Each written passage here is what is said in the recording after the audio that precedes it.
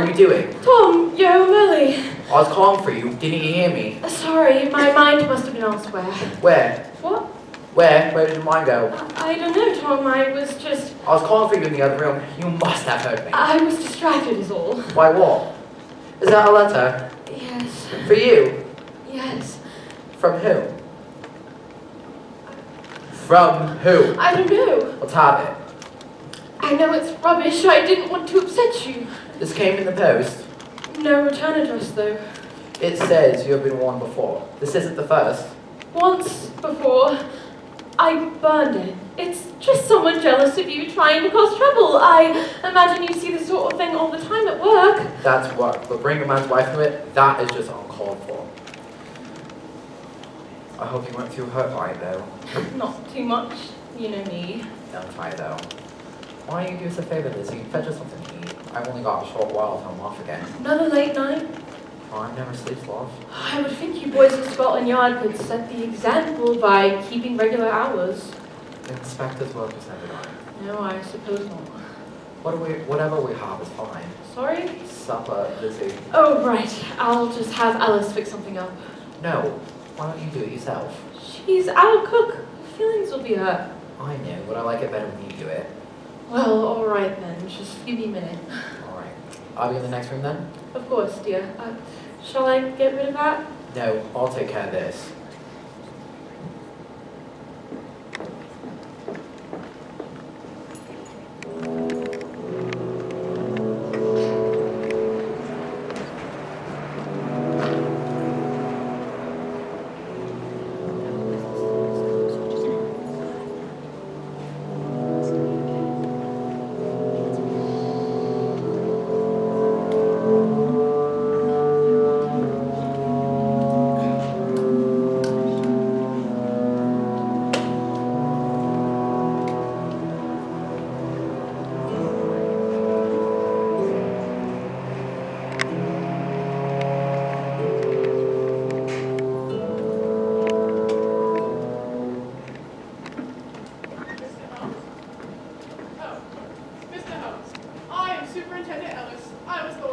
Where is she?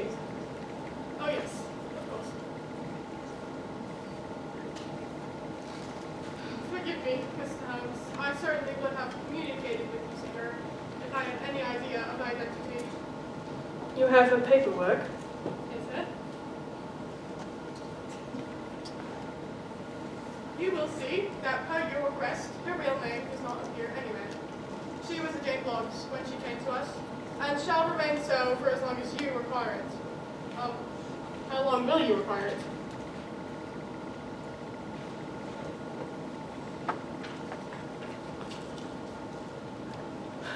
I see!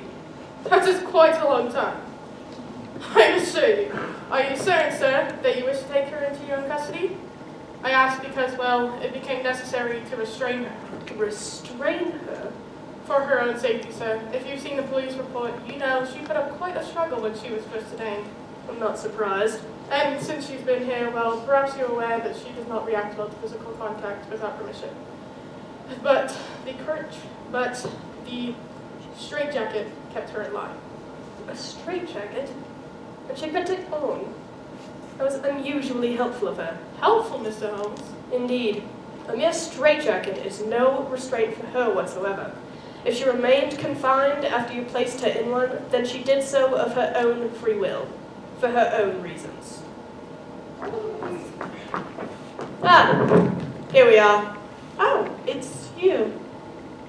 Explain these bruises. As I said, sir, it took some effort to... Remove the restraints.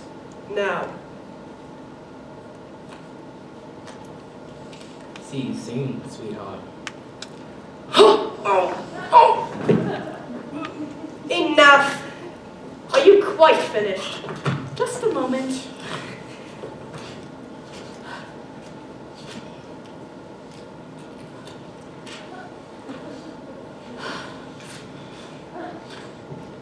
There we are. Shall we go, Michael? Come along, Sherlock.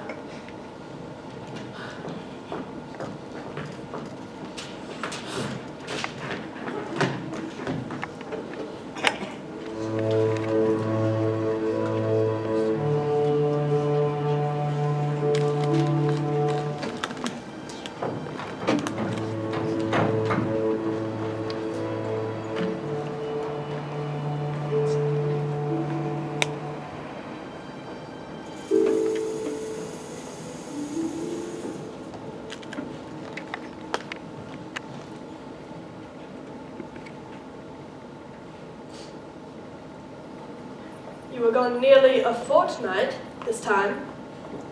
That's a record, I believe.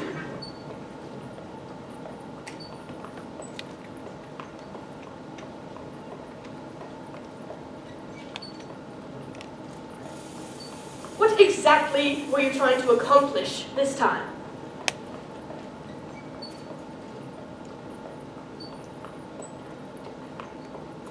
Do you even recall where you were when the police came?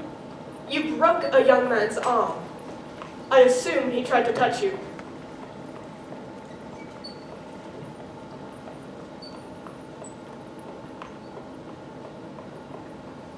I fail to see how these so-called clients of yours can possibly be worth all this trouble.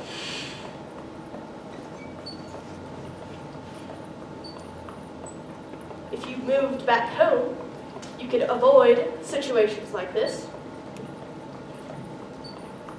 If you stayed with people who are aware of your requirements.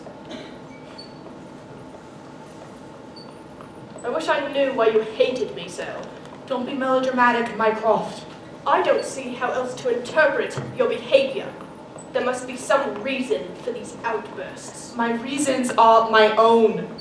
Sherlock, I can't keep doing this. You know my position. My work with the government... Don't mince words. You are the government.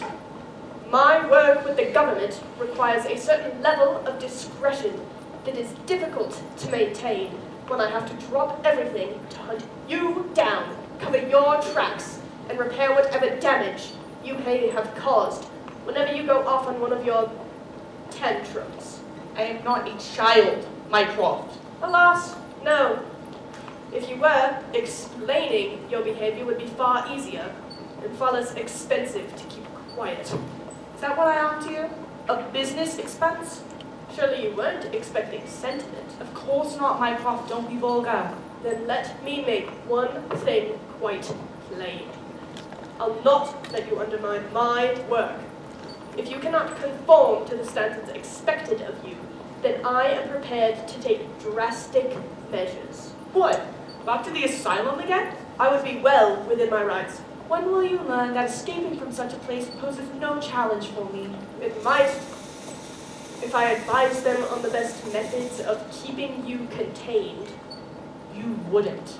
Oh, so you do expect some sentiment. After all, I thought we were both above such trivial qualities. How disappointing.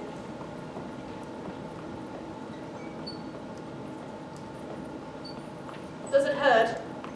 Just take me home, Mycroft. Please. I imagine Mrs. Hudson will have a thing or two to say about your appearance. I will deal with Mrs. Hudson. You may want to have someone look at that, just in case.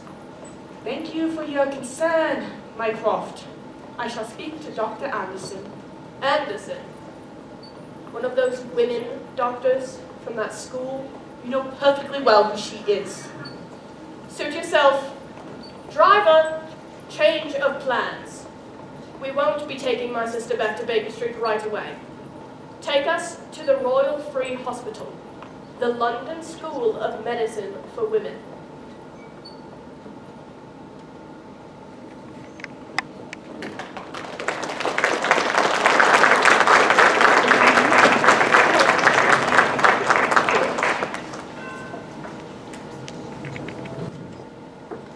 Buggery bollocks. Oh, Dorothy, I say, You say what? I just... Well,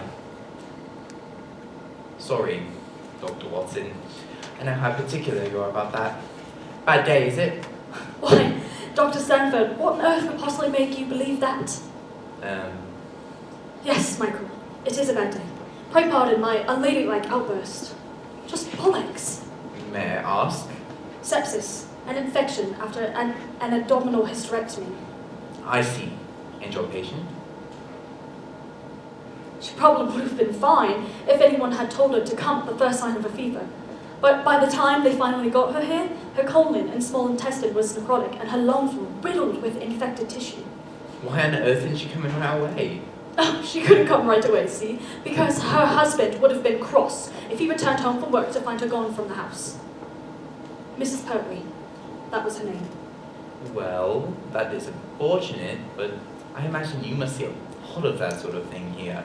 Yes, Michael, I see quite a lot of that sort of thing here. I think perhaps I've come at a bad time. Perhaps I should... What is that? Oh, this? Just a book. The Fellow Travellers by D.W. Graham. You're reading D.W. Graham. You surprise me, Michael. I would not have taken you for a fan of novels about young women studying medicine. Yes, well, you know. Mother read it and said she thought I learned something from it. Not sure why, but the silly stuff, to be honest. Oh. Well, I'm afraid I can't talk long. What brings you all the way down to the Royal Free Hospital? Well, I wanted to discuss the letter you sent to Mother. If you needed money, I wish you would come to me. If I need it, did you even read the letter? Read Mother's correspondence. Don't be silly. What exactly did she tell you? Just that you've written and something about needing money. Makes sense, that awful boarding house you live in. I'm only saying, I understand how hard it would be for a woman in your position. With your parents gone in that unfortunate business with your brother. I'm not comfortable having this conversation with you. Surely wants what's best for you. As I do. The money wasn't even for me. I was hoping she'd make a donation to the school. The school? Oh, yes, well I can see why you need. Anyway, I have a counteroffer. Oh? Yes, I wish to renew my proposal. What proposal?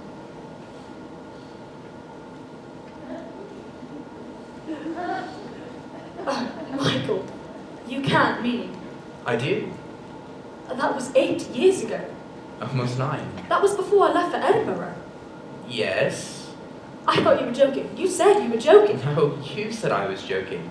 And I agreed because it was less embarrassing that way. But wait, let me do this properly. Oh, please don't. Dorothy Watson, I asked once before, and I ask again. Will you marry me? Couldn't we do this in private? It wouldn't be proper. I'll admit, a place like a hallway at the Royal Free isn't quite ideal, but it's becoming damn difficult to find you anyplace else. I don't know what to say. Have you been waiting for an answer for 8 years? 9 almost. Michael... Bear in mind, the offer has improved quite a bit in that time. I have a proper practice now, good income. You would need to work. And what would I do instead? Run the house, of course. Run your house? Michael, look at me! Yes, precisely. I'm giving you a chance to put all this unpleasantness behind you. What about this picture makes you think that I would just give it all up and run your house instead? I believe there are many women who would jump at the chance. So why don't you ask one of them? Totally be realistic. This can't go on forever. You should hear what people say about this place. I'm quite aware of what is said about this place. Look, obviously this was the wrong time to broach the subject. I just ask that you take some time to consider it. I'd expect an answer right now. I've waited 8 years. Almost 9. I suppose I can wait a little longer, but not forever. We're neither of us growing younger, after all. No, I suppose we are not. Dr. Watson, I was wondering if I might... Oh, Dr. Anderson, forgive me. Dr. Stanford was just leaving. Yes, well, I really should be getting back, but I do hope we can resume this conversation soon. I will think about what you have said. Good day, Dr. Stanford. Dorothy, Mrs. Dr. Anderson, good day. I'm glad. He's offering to rescue me from this place by marrying me. Better women than you have been in quite a position. Would you be? I'm not the one looking for a way out. Oh, no, that's not it at all. It's just Mrs. Pertwee died on that table today because she was too afraid of what Mr. Pertwee would say if he'd come home from work and things went to his liking. And she's hardly the first. I'm aware. This is the London School of Medicine for Women, the only school of its kind in all of England. Shouldn't we be making a difference? What exactly did you have in mind? I don't know. Is something wrong, Doctor? Will you accompany me, Dr. Watson? I have a patient waiting for me, and I would appreciate your opinion. You want my opinion? Yes, of course, Dr. Anderson. Well, let's get you cleaned up and then follow me.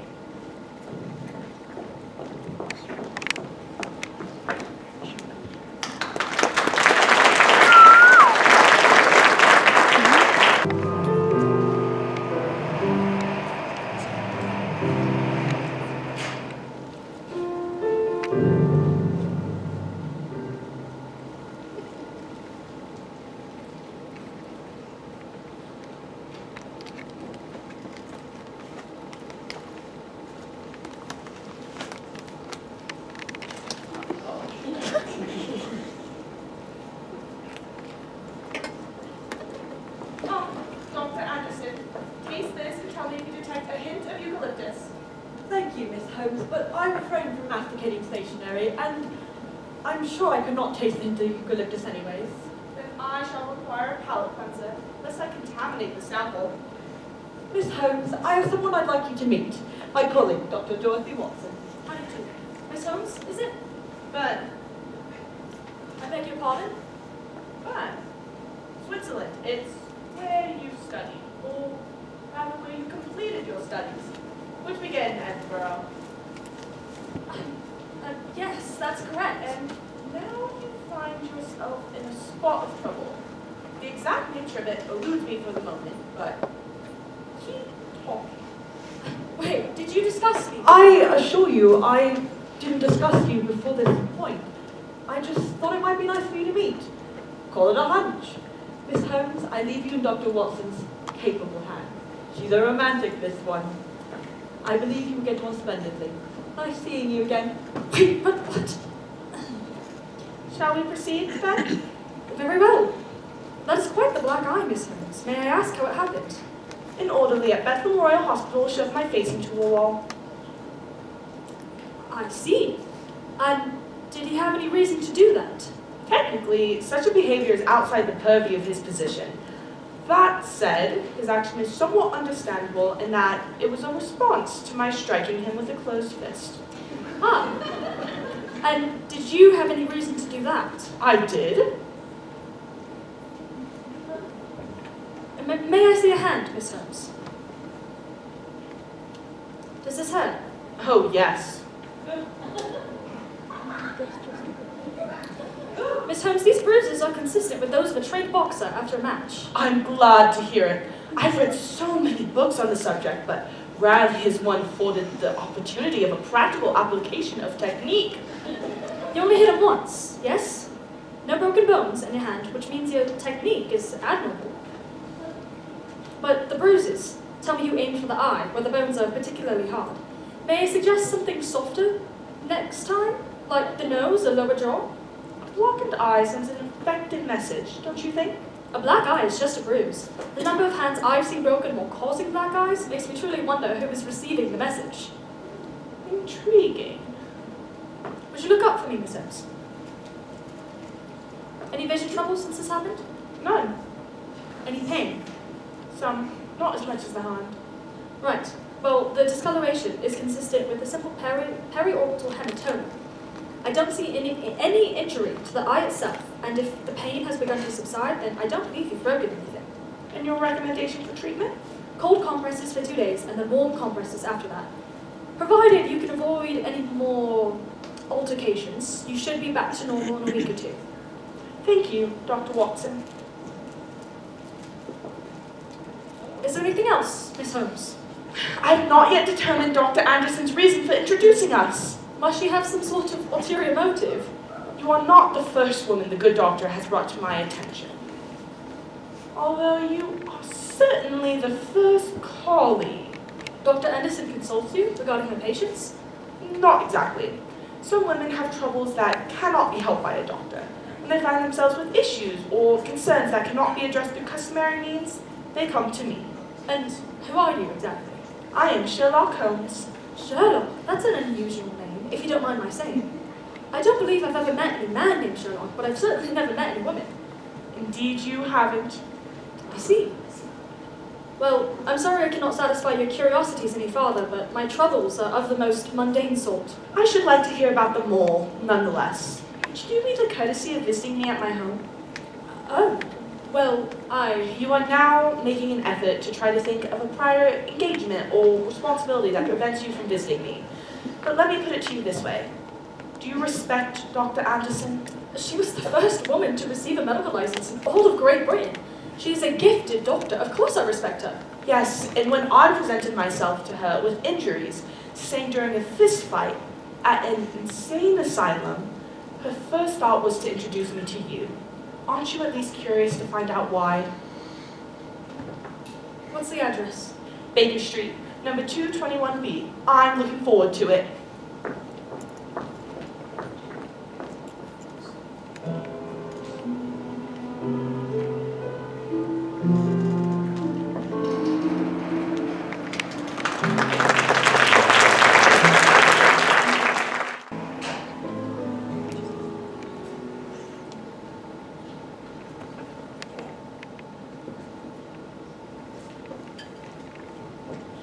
Inspector Lestrade. Ah, Inspector Chapman. Calling in, are you then, Jeffrey? I am. Good night. Come on, there needs to be uncivil. Was I? Then I do apologise. No worries. Off to the wife then. I'm not married, Tom. You should try it. Complete life. So I hear. Your life must be very complete indeed. Good one. Look at Lestrade with the jokes and all that. Yes, third time's a charm, they say. Edward and I are headed up to Ginny's. You should join us. I don't think so. Come on, you keep playing it cold like that, you're gonna start making the fellas feel nervous around here. What fellas have I got to make nervous around here? Certainly not you, Inspector Chapman. I know I'm no internal affairs rat, and you. Well, who among us at the yard has not a spot or two on his jacket? Careful, Jeffrey. You got one good laugh and don't start thinking you're a comedian. I wouldn't dream of it. You two have a good night. Oi, Jeffrey! I just want to say no hard feelings. You're just doing your job. I get that. Now who's telling jokes? I mean it. With you on the case, no one could say, I rigged the game with Jeffrey Lestrade on the case. No, they couldn't, could they? You're a credit to the yard. You all. Are you done, Tom? Yeah, I'm done. What about you? Are you done, Inspector Lestrade? The case is closed. There's not much more I can do about it now. See, that's where you're mistaken, mate. That's exactly what it means. Yes, Tom. You're as clean as a whistle. And you have the court's ruling to prove it, too. You know, Jeffrey, maybe you did have the right day after all. So why don't you go on home to your no wife, and while you're sitting there all alone in your cheap rented room in Chelsea, why don't you ask yourself if you're cut out for this line of work? Smart fellas such as yourself, there's all sorts of things you might do. Sky's the limit. Let's go. What do you want? You'd best run along, Mr. Greener. Thomas Chapman does not take kindly to lackeys who ignore his instructions.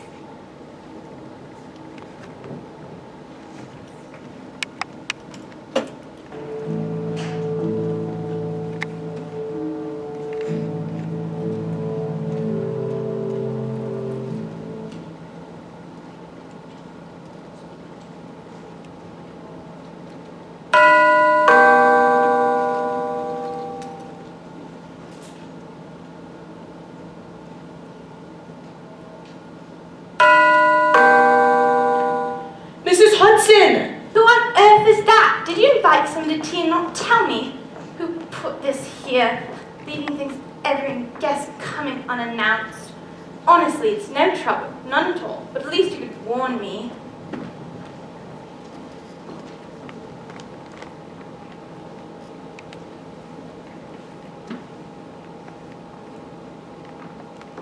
Miss Sherlock, I do not think this is funny.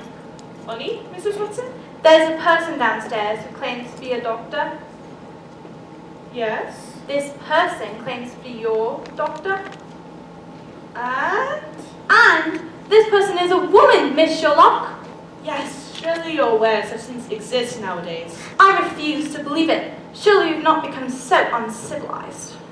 The barbarians are at the gate, Mrs. Hudson. Dr. Watson, please come in. Thank you, Mrs. Hudson. That will be all. Have I done something to upset her? Mrs. Hudson is not yet prepared for an age in which we women folk indulge our eccentric longing for the will-o'-the-wisp pleasures of independence. I see. I must say that black eye healed quite nicely. The compresses worked then. Yes. Would you believe Mrs. Hudson wanted me to put raw meat on it? Well, I'm just glad to see you are feeling better. I'm sorry I couldn't take you up on your invitation sooner. Between the hospital and the school, I've been rather occupied as of late. It's quite all right. It gave me time to investigate a hypothesis. I just finished reading your novel, Mr. Graham. Mr. Graham. D.W. Graham. That's your pen name. How? I generally have chemicals about and occasionally do experiments. Would that annoy you? Why should that annoy me? But how'd you know? I sometimes seem sullen and don't open my mouth for days on end. Mrs. Hudson thinks I'm sulking, but really, I just want to be left alone, and soon enough, I'll be fine. Now, what have you to confess? Confess? Come.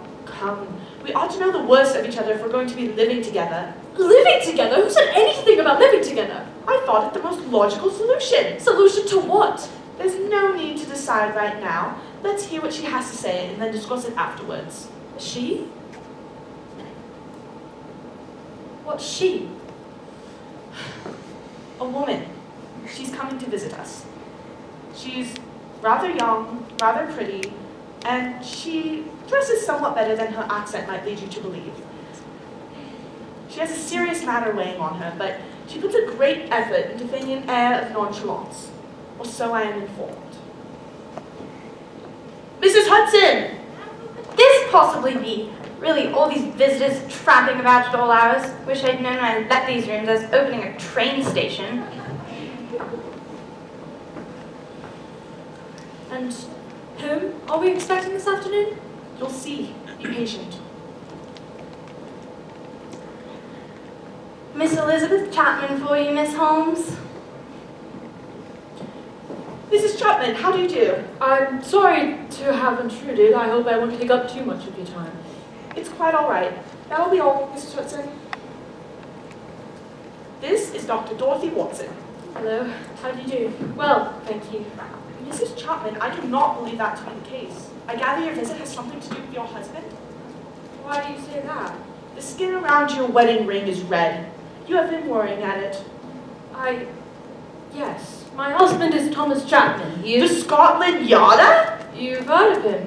His name has appeared in the papers. Someone has been sending me letters. At first I thought it nothing, but they keep coming.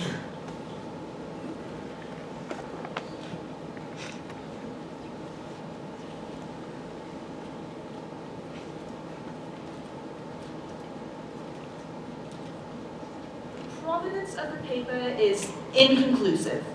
Common stock, widely used. The letter itself was typed using a Scholes and Glidden machine. Again, rather common.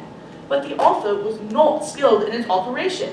There are several common spelling errors that are left uncorrected, and you can see 2 instances where the carriage jammed, and the author left the space blank rather than retype the correct letter. Why on earth would you know that? Dr. Watson, would you be so good as to read the letter aloud for us? Well, go on. Mrs. Chapman, this is my 3rd attempt to warn you. I can only hope my messages have not come too late. I'm certain you know you are not the first to bear that name and title. Before you, Catherine Featherstone had the misfortune to be married to the man you now call husband. Please know that Thomas Chapman is not the man he claims to be. By now, I'm sure he has told you what has happened to Catherine. Do not believe him. Catherine Featherstone was not the first to suffer by his hand. I pray by my warning, she will be the last. Signed, a friend. Fascinating. I'd heard you spoken of before, Miss Holmes. I understood you've been known to help women who find themselves in difficult spots. Mrs. Chapman, who do you suppose wrote this letter? I don't know. That's why I came to you. Do you have any reason at all to believe the contents of this letter to be true? No, none whatsoever. There must be something, Mrs. Chapman. This is the 3rd letter you've received. Why haven't you shown this to your husband? I showed him the last one. He said he'd take care of it, but that was 2 weeks ago. This one just arrived the other day, and I didn't want to trouble him with it. He does such important work at Scotland Yard. And so instead, you brought it to me. Please remember that I am aware of who your husband is. I'm a voracious reader of the newspaper. Then you know what has been said about him. I know that Thomas Chapman is considered by many to be the most efficient investigator in the Metropolitan Police Force. I know that he has one of the highest arrest records in Scotland Yard. I know he has been investigated more than once on suspicions of corruption and brutality, but has never been convicted. I know he has been married 3 times, most recently to one Elizabeth Durham.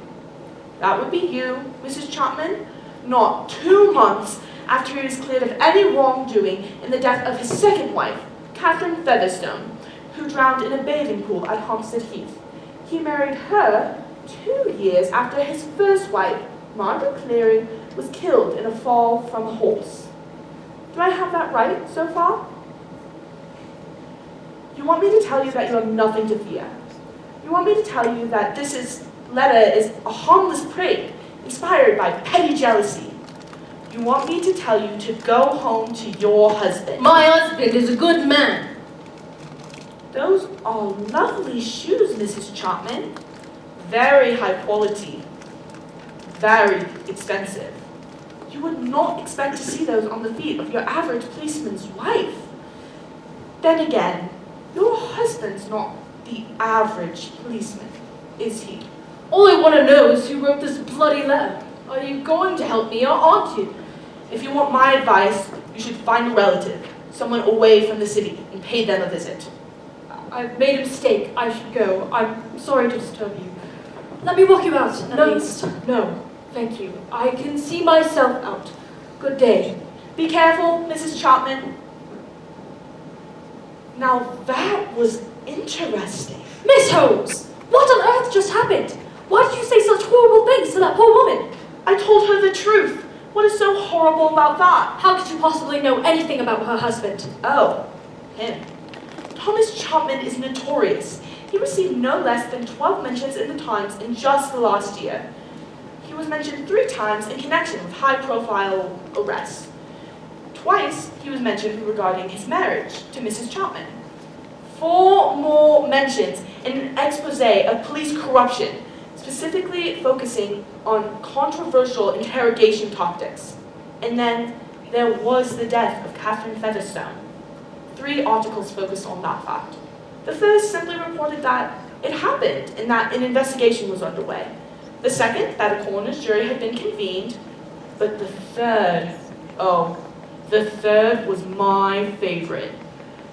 The third informed the public that Thomas Chapman had been cleared of any wrongdoing. But when the press asked the inspecting officer for a statement, he refused to comment. Why is that significant? Isn't it obvious? It is not. He refused to comment! I can hardly think of more phrases that appear more frequently in the newspaper. The police had just exonerated one of their own. Under normal circumstances, they would trumpet such a victory to the world with great fanfare and celebration. But in this case, the inspecting officer refused to comment. That means something, and possibly something else. It definitely means that there are details of the case not available to public eye. It might also mean that the inspecting officer does not agree with the official conclusion. There could be a third option. He might not care. Not this one. I follow his cases with great interest. Inspector Lestrade is the best of the professionals. So why did you refer Mrs. Chapman to him? I intend to, but Lestrade's abilities in this case are hampered by the protective web Thomas Chapman has spun around himself. All Mrs. Chapman can do is add to Lestrade's suspicions. We must provide evidence. We must provide evidence? Who else? Someone more qualified? There is no such person. Mrs. Hudson will be stepping out now. What? You're leaving? Oh, are you not coming with me? Coming with you where? This is all moving rather quickly. This is what I do, Doctor. It's not all that different from your own profession. I observe. I investigate, I deduce, I diagnose, and I prescribe. And you want me to come with you? Yes, as a matter of fact, I do. I assure you I am just as surprised as you are. Mrs. Chapman was quite plain. She does not want your help. Why would you continue, in spite of that? Mrs. Chapman lied to us. What? From the very beginning, when I asked her if she had any idea who wrote the letter, she insisted she had none. She lied to us then. How do you know?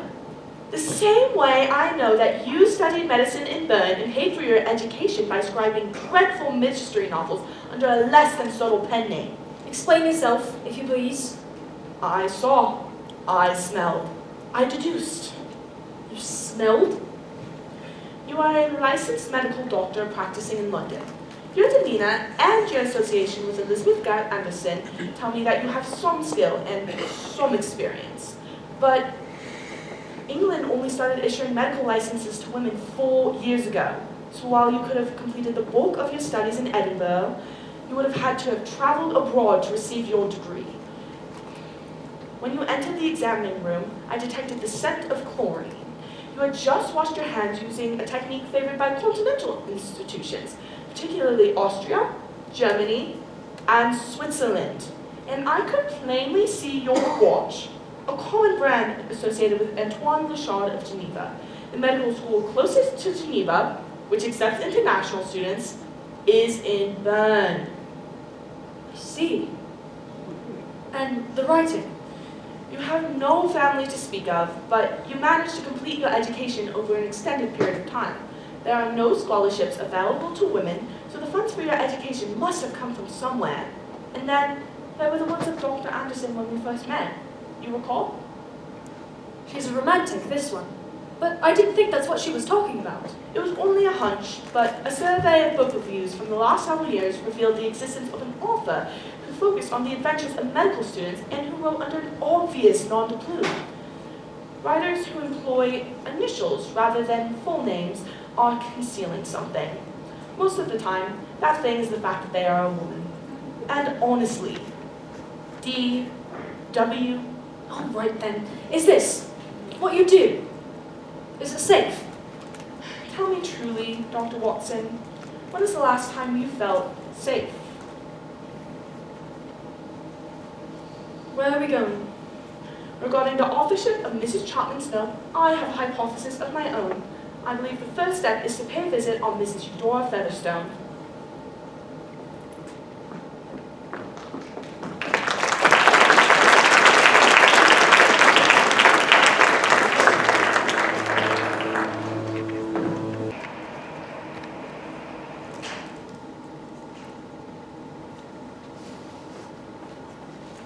Forgive me, ma'am. What is it, Peggy?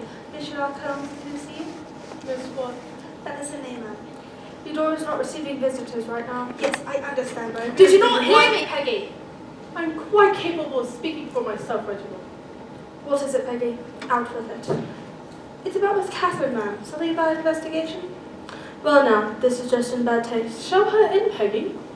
Are you sure, Auntie? I'd hate for anyone Thank to- you, Reginald. Mrs. Eudora Featherstone, I presume? She is, and I'm her nephew, Reginald. What sort of name is Sherlock Holmes? An unusual one, to be certain. This is my colleague, Dr. Dorothy Watson. How do you do? You said this had something to do with her daughter Catherine. I did. And may I say, Mrs. Featherstone, we are both deeply sorry for your loss. I don't believe either of you were acquainted with her. See? I don't know why you told me to say such a thing. It was entirely pointless. Nevertheless, Mrs. Featherstone, please accept our condolences. We understand what a trial this must have been for you. No, you cannot. And for your sake, I hope you never can. My daughter was the light in my world, and now all is shrouded in darkness. Yes, ma'am. To die in such a way, I shudder to think on it. You said this had something to do with an investigation. There has already been an investigation. Pointless as it was. Has that police inspector with the funny French name found some reason to reopen the case? Not exactly. We are acting privately at the behest of Mrs. Elizabeth Chapman. I don't believe I understand. You know who Elizabeth Chapman is, yes? I do. She has asked us to look into certain rumors surrounding her husband, specifically concerning your daughter, Catherine. She has asked you. She has. And who are you again? Enough of this. Explain yourselves and be plain. Mrs. Featherstone, we understand that this is unusual. I can assure you no one else on earth wonders what we are doing here more than myself. The fact is, Mrs. Chapman received an anonymous note alleging that her husband poses a threat to her. I've no doubt he does. That poor girl. So you harbor such concerns yourself? I'm certain that what befell my Catherine was no accident. Mrs. Featherstone, you are of course aware that a coroner's jury determined that there was no foul play. Nonsense. It determined there was no foul play committed by Thomas Chapman, a conclusion which I regard suspect in of itself. And why is that? Had Scotland Yard not been protecting one of their own, the truth might have come out. My Catherine was the sweetest, kindest girl that ever lived. She would never do anything so vulgar as to take a public bath. And who would at that time of night, You tell me that. But then, why would a jury conclude otherwise? Why indeed? Alas, the hearing has been sealed. If not, I believe we would be receiving a fuller account of who Thomas Chapman calls his friends. You think Thomas Chapman somehow managed to fix the outcome of the coroner's jury? Would such things surprise you? His default was in the newspapers. But of course, Thomas Chapman is merely the tip of the iceberg. Now you've done it. What makes you say that? You think my Catherine was the first? We are aware that Thomas Chapman had a previous wife. I'm not speaking of her! This goes far beyond her. This goes beyond my daughter or Thomas Chapman. There's something sinister at work here, and it has been loosed upon England. None of you are safe. Mrs. Featherstone, did you write this letter? Did you send it to Mrs. Chapman? I did not, but I bless whoever has. I just wish the same would have been done for my Catherine. Thank you for your time, Mrs. Featherstone. We're truly sorry for your loss. You did not know her. No one knows anyone. You've done quite enough. Peggy, show these people the door. I'll see to Mrs. Featherstone. I'm sorry we upset her. May I ask if she began using laudanum before or after her daughter's death? How did you know that? Her emotional state is a common side of dysphoria. It's a common side effect. Mrs. Featherstone has not been well for some time. The shock of Catherine's death has made things a great deal worse. In what way? All this talk of conspiracies are on, and then she has a fear of water. You know poor Catherine drowned, yes? Since then, Mrs. Featherstone cannot bring herself to go near a bath. I doubt how the best she can manage. The nephew arrived shortly after Catherine's death, I presume. I never heard of him for the funeral. With Catherine gone, though, he stands to inherit a lot of Mrs. Featherstone's money. The money isn't guaranteed, I take it. No, he's petrified she will change her will. Well, doesn't he sound delightful? You'll have to excuse me, Miss Holmes. I'm going to clean the floor today. Mrs. Featherstone may be unclear about some things, but judging the housekeeping, she's meticulous. Thank you, Peggy. We'll see ourselves out. Bless you, Miss Holmes. I don't know if I understand half of what Mrs. Featherstone talks about these days, but if there's anything to be learned about how to poor Catherine, I hope you have a real peaceful house. That was fascinating. Fascinating? You think upsetting an elderly, grieving woman is fascinating? Didn't you think so? No, I did not! Mrs. Featherstone is clearly suffering from the long-term effects of her laudanum dependence. I doubt she even remembers writing that letter in the first place. She did not write that letter. That woman has never operated a typewriter in her life. How do you know? Didn't you look at her hands? Besides, that's not important anymore. We were fortunate enough to witness a particularly lucid moment. Didn't you hear it? No, I did not. The jury! The coroner's jury. Thomas Chapman somehow managed to manipulate the outcome. Oh, so you find that credible? Should we also look into this conspiracy that goes beyond Scotland Yard? There's no need to be facetious. What makes you believe that, out of all the things that poor woman said? It was the one thing she wasn't sure of. We must find out what happened at that hearing. No, we must not. I assume those records are kept sealed for a reason. Yes, the question is, what reason? Point of fact, the records of coroner's juries are not kept sealed unless someone specifically requested it. So, who requested it, and why? Good question. Why don't we ask that Inspector Lestrade? That is precisely what I intend to do. You know I was being facetious just then. That does not negate the validity of your suggestion. So, Scotland Yard then. Where else?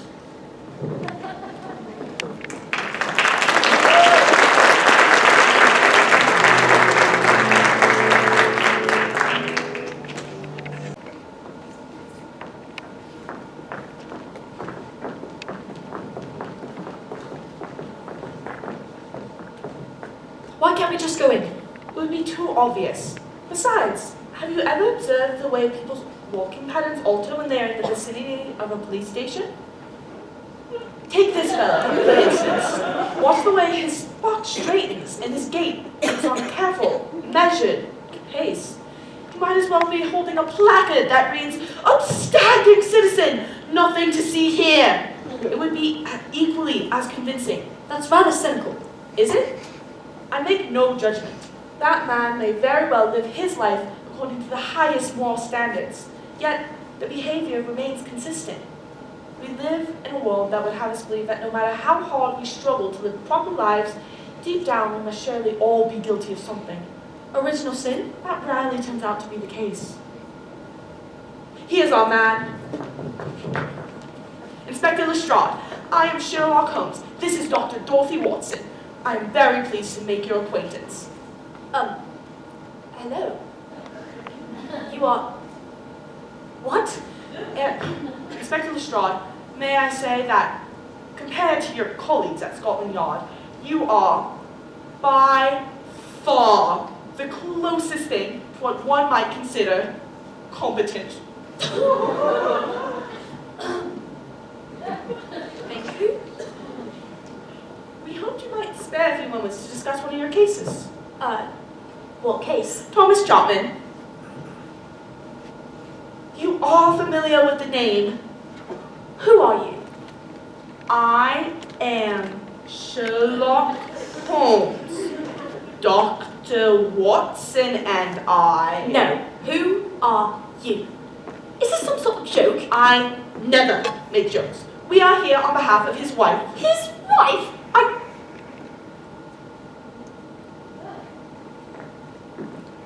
Thomas Chapman's wife? She has asked us to look into certain allegations about her husband. We are specifically interested... Just wait a minute. Did she say you were a doctor? I'm a doctor, yes. And you're some sort of... What are you? I am interested in the coroner's jury that investigated the death of Inspector Chapman's previous wife, Catherine Featherstone. We understand that a motion was allowed to keep the records of the proceedings sealed. For the love of... Keep your voice down, would you?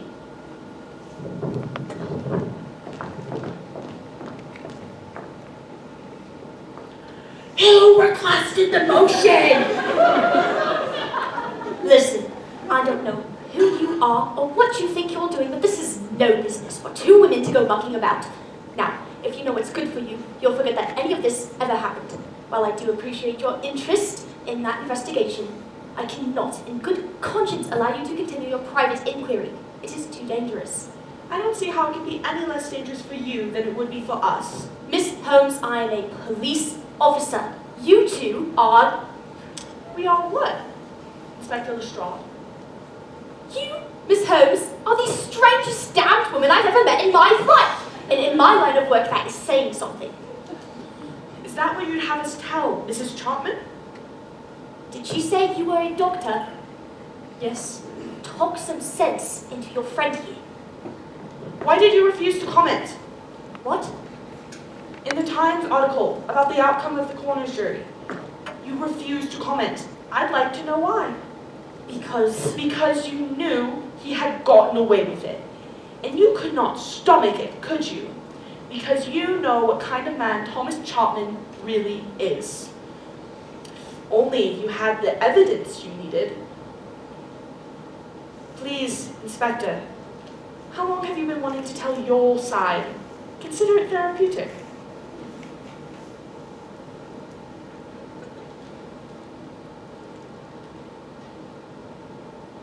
I can't talk here.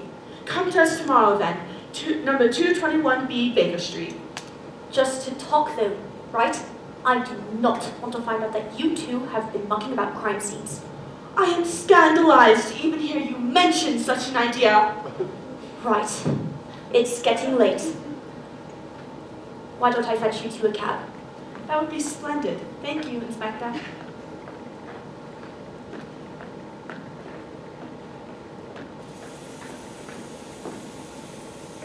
You have concerns.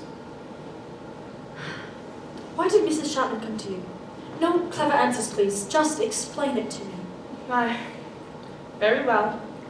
When I was 17, a friend of my father's had arranged to marry his daughter to a wealthy merchant. The daughter was afraid of the merchant for reasons she could not articulate. Upon meeting this man for myself, it took me about 10 minutes observation to deduce that he was actually a criminal that had been sentenced to transportation but had escaped and assumed a false identity. It was dinner when I made my conclusions known. I recall the hush that settled over the dining room. My parents were mortified, of course, but one by one, the stares shifted from me to the merchant. He rose, calm, as if he intended to propose a toast. He cleared his throat, brushed an imagined imperfection from his jacket, and then sprinted from the room. They found him later that night, emptying the safes in his offices. The young woman who had escaped a shameful marriage was ever so grateful, and soon enough she had recommended a friend to me with a similar problem. Not long after, I developed somewhat of a reputation. Now, when women have troubles or concerns that cannot be addressed with customary means, they come to me.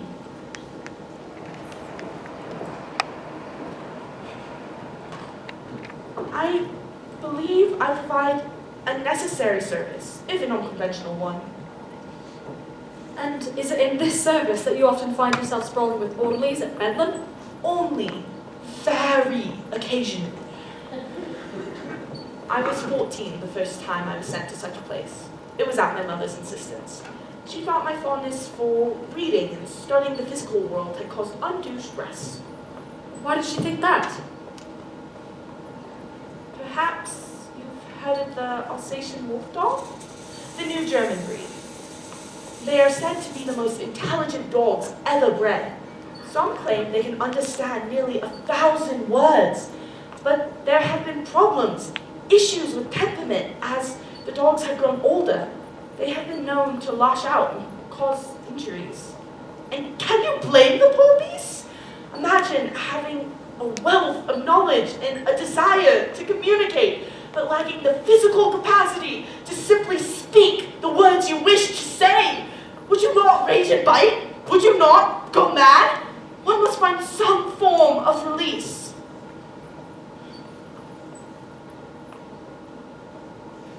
When I returned home, my father took one look at me and said that I should never again be subjected to such treatment.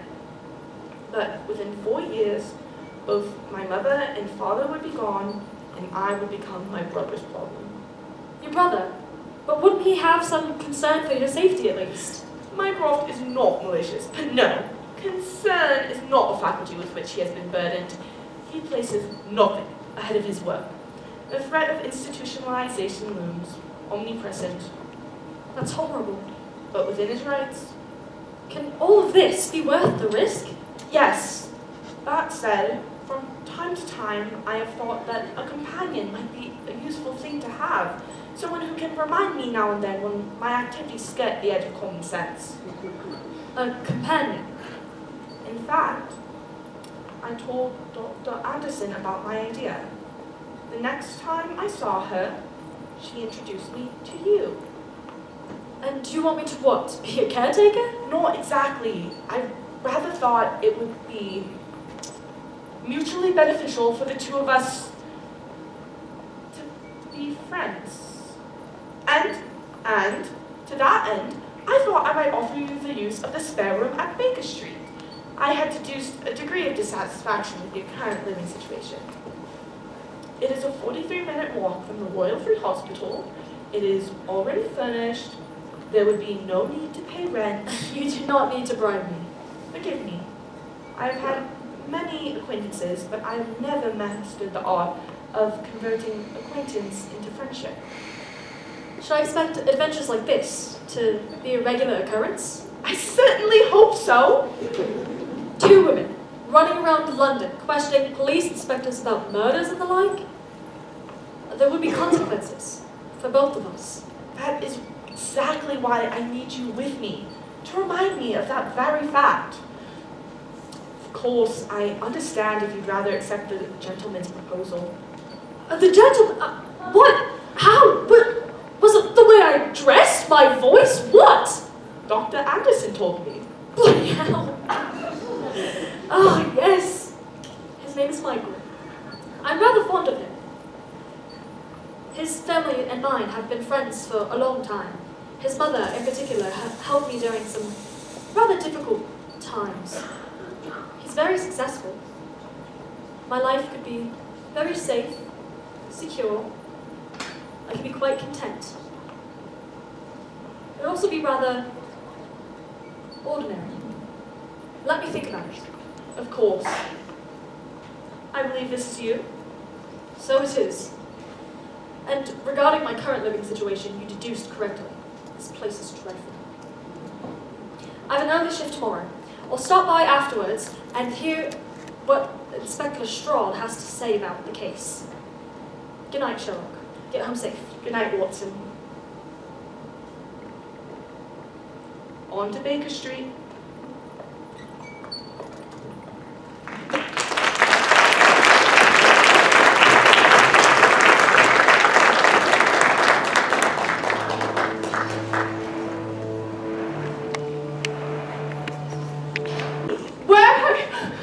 Hello, Mom. What do you want?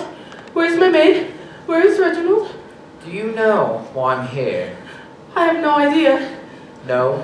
Are you certain? Do you have the right name? Let's have you! I am not!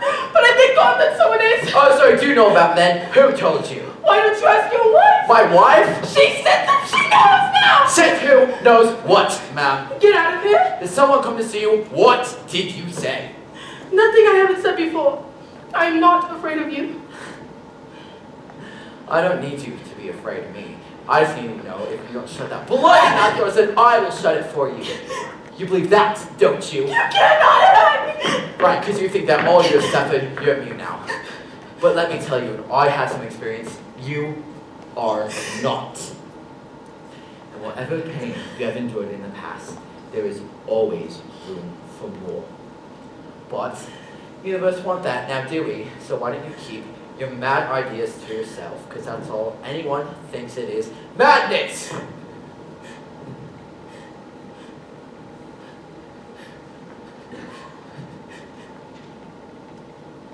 Good seeing you again, Eudora.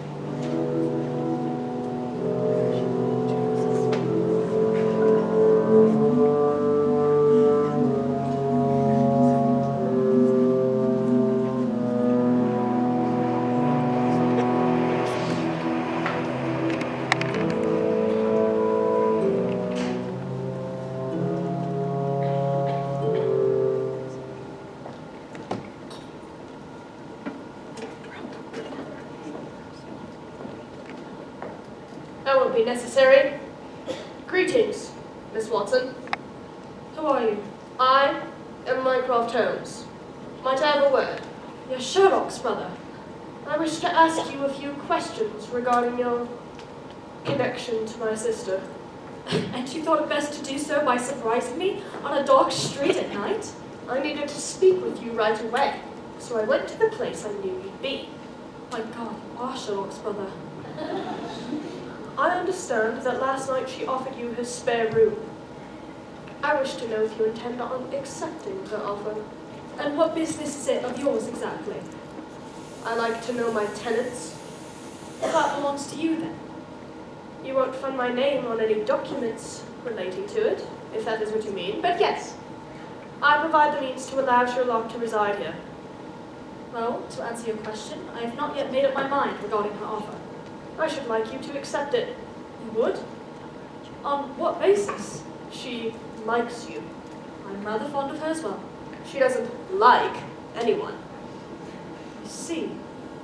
I assure you that you do not. But you will. Now, Sherlock has offered you the room rent-free. I can agree to those terms on one condition. Of course. You will keep Sherlock out of trouble. It sounds simple. It is not. I want you to keep me apprised of what she does, where she goes, what piques her interest. You will be thorough. You will be discreet. I'll expect to hear from you on a regular basis. Do you have any questions? Is she to trust me? I should hope so. Even as I report on her every move? It is not the spying to which she will object. Sherlock will try to talk you into doing things against your better judgment. She never listens to her own common sense, so you will have to do it for the both of you. She said essentially the same thing. It will go a long way to improve your situation. And what would you know of my situation? I know. Your father worked as a tutor of classical literature and died when you were 17 years old, leaving your family penniless. I know you enrolled at the University of Edinburgh against your mother's expressed wishes. I know you subsidized your education by publishing a novel under the pen name D.W. Graham. And while sales of the book were adequate enough to provide a modest living for yourself during your studies, you have now been burdened by the cost incurred after the death of your mother while you were in Switzerland. And I know of your brother. Leave my brother out of this. I am attempting to sweeten the offer, as it were.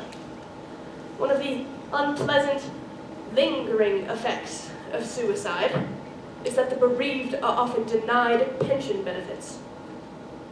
As Paul Henry's last surviving relative, I imagine you should have some substantial back pay owed to you as well. The army is notoriously tight-fisted when it comes to such things, but I could certainly loosen their grip in this case. Who are you? I am Sherlock's brother. That is all with which you need concern yourself. Now what say you to my offer? May I have some time to consider it? Of course. But, Miss Watson, I wish to make the terms of this arrangement clear. You would be Sherlock's companion, but my employee. Is that understood? It is. Today is a good day. If you find her behavior peculiar now, just wait until a bad one. Good evening to you, Miss Watson.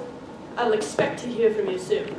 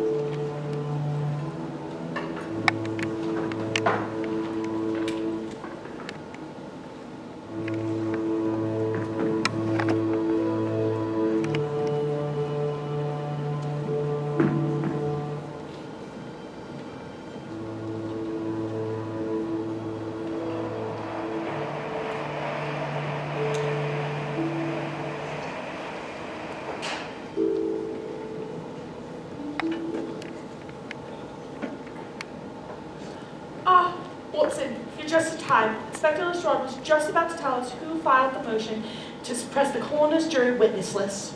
It was actually Chapman himself. Can you tell us who was on the witness list? That would be defining the court, Miss Holmes. That's how these things work. Yes, but surely... Look, it doesn't even matter who is on the witness list. The court could not indict Thomas Chapman for one thing. He did not kill Catherine Featherstone.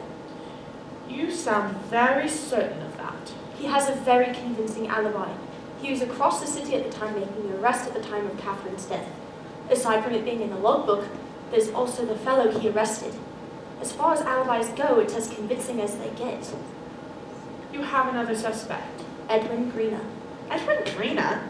Who is he? He works for Thomas Chapman in an unofficial sort of capacity. He was sent home after the last Afghan war for, well, you say you're a doctor, you should know. It's more common than you think.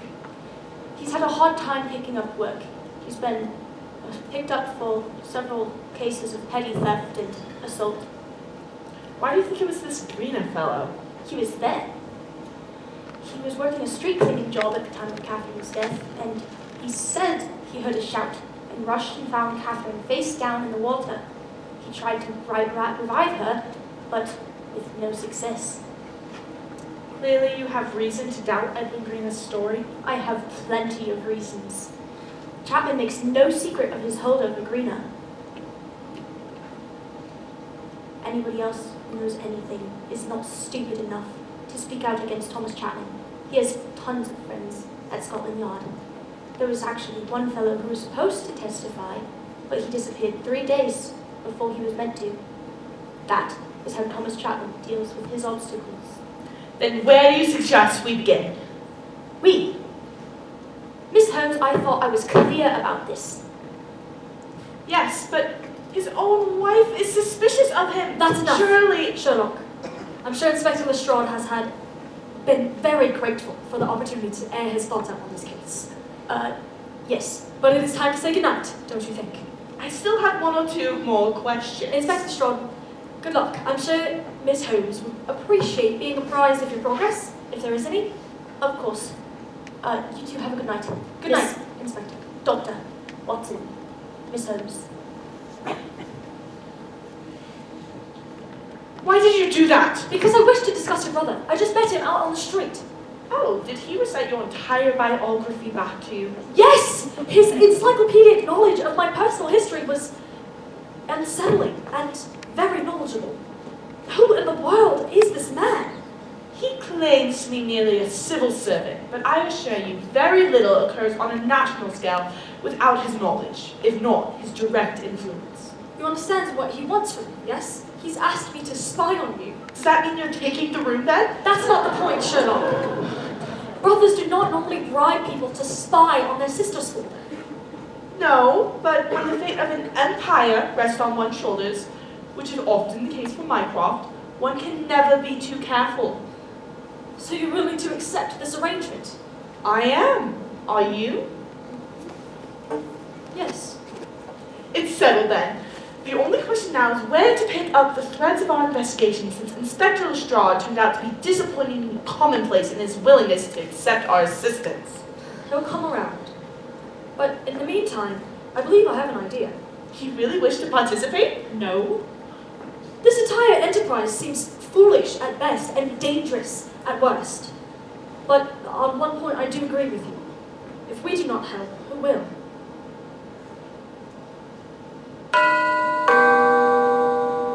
What is that at this time of night? Really, first policeman come calling, now who knows what.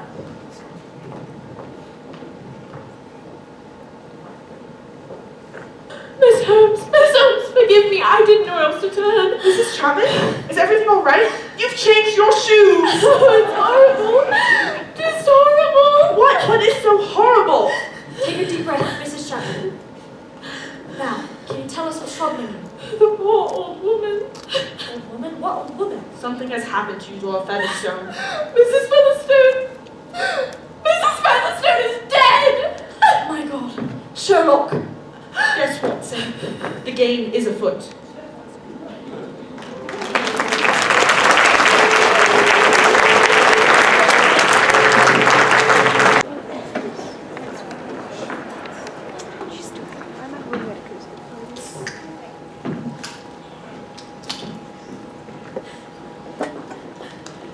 How do you know Mrs. Featherstone is dead? My husband told me. And how did he know of it? It's his job to know, isn't it? I don't know. People knew she was his mother-in-law once. I imagine someone thought he'd want to hear about it. And when did this happen? Late last night, I gathered. What do you think, Watson? She was an old woman in poor health. It could be a coincidence. Does that seem likely to you? Coincidence by definition is unlikely. Precisely. Although, I expect the coroner will draw the same conclusion as you. We must hurry. Mrs. Chapman, Dr. Watson and I have an errand to run. May I suggest you stay here until we return? Mrs. Hudson will make sure you are comfortable. Yes, thank you. Thank you, Miss Holmes. What was your idea, Watson? My what? Before Mrs. Chapman arrived, you said you had an idea. Oh, yes. I was going to suggest we try to locate this Edwin Greener fellow. Capital idea. We can do that on the way. Where are we going? The scene of the crime.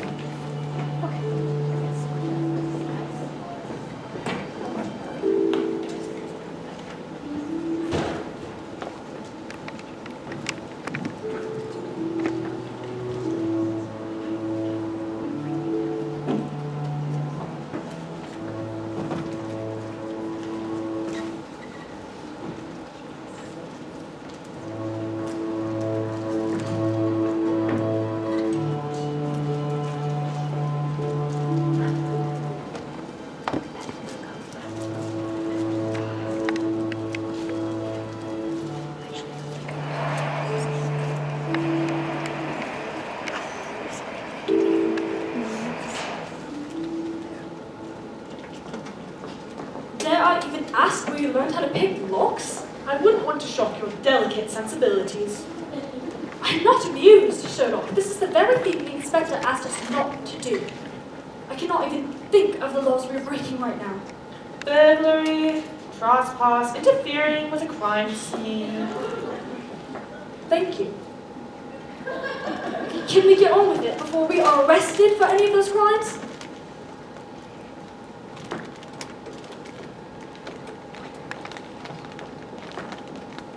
This is the spot. What did you find? What do you see, Watson? Nothing different? I mean, it smells like it's been cleaned since we were last here. Yes, you'll recall the maid said it was her day to... What? What is it?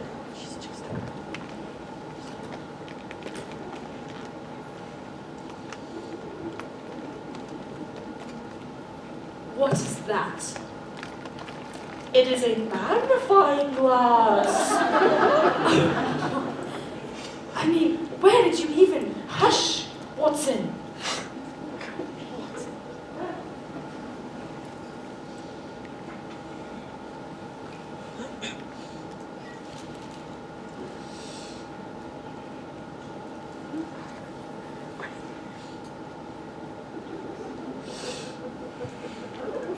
Fascinating. What is? This floor holds a residue of hypochlorite of lime. From this, we may deduce that Peggy the maid carried out her duties and cleaned the floor as she was supposed to. But this spot here displays significantly less residue. Why is that significant? It means that someone rinsed this part of the floor, then washed it clean after the maid cleaned it. Thomas Chapman. It's possible. We know he has a motive. And as a police detective, he would surely have the wherewithal to remove the evidence. But the nephew Reginald has just as strong a motive, and he had the means to. Hello. What the hell are you doing here? We were just leaving. Can you tell us how your aunt passed? She's on her bar. How did she get in here? In her bath? Are you sure? Of course I'm sure, that's why I bloody found her! That must have been quite a shock. Wait, who let you? Hayes said we could. It doesn't work anymore. Give it Stag first name. Well, that seems uncalled for. You don't know. What are you doing in there? She said. No, I can assure you, you do not need to send for the police. We are going now. Are you sure there was nothing strange about finding your aunt in her bath rather than saying, here, in the drawing room? Piss off! It's time to go, Sherlock.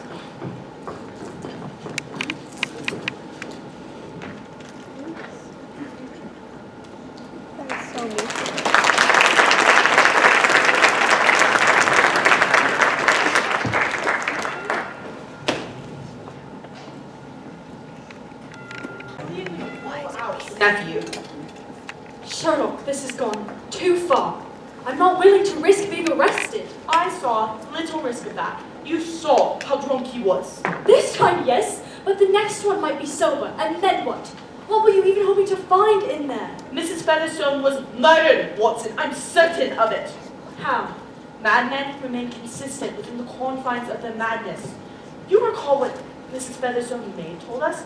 After her daughter died, she developed a keen aversion to water. She would only bathe with a damp towel.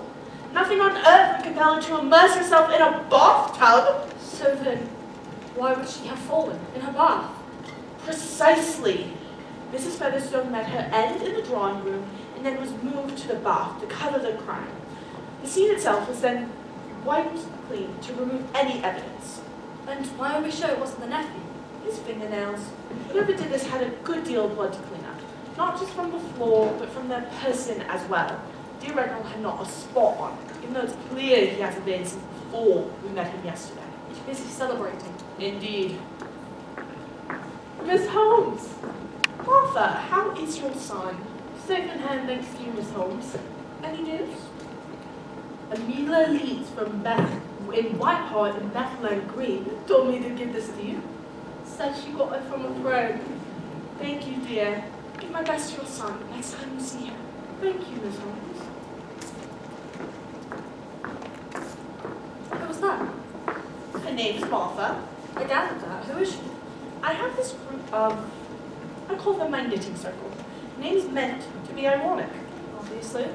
In the course of my work, I have won the favor of a number of women in useful positions all over London. Governesses, maidservants, washerwomen, barmaids, a useful network for gossip and information. I rely upon them to keep me informed. It's how I knew when to expect Mrs. Chapman when she first called upon us. She had been asking around, and word always gets back to me. And you helped her son somehow? Got him arrested, yes. Arrested? Best thing for him, I assure you. Well, what does it say? We have located Edwin Greener. Should we call for the inspector? This was your idea, Watson. I only suggested we locate him. We should tell Inspector Lestrade. To what end? You will only try to talk us out of it. He may have a point. This has gone too far, Sherlock. I know he's a dangerous criminal and a suspected murderer, but it's worth it. We need to confront him. How do you suppose we do that? We find him, we go to his house, we search. And I know you can lose your medical license, and I could be sent to an asylum, but I believe this is worth it. This is dangerous, Sherlock. You must understand that. Of course, I understand that.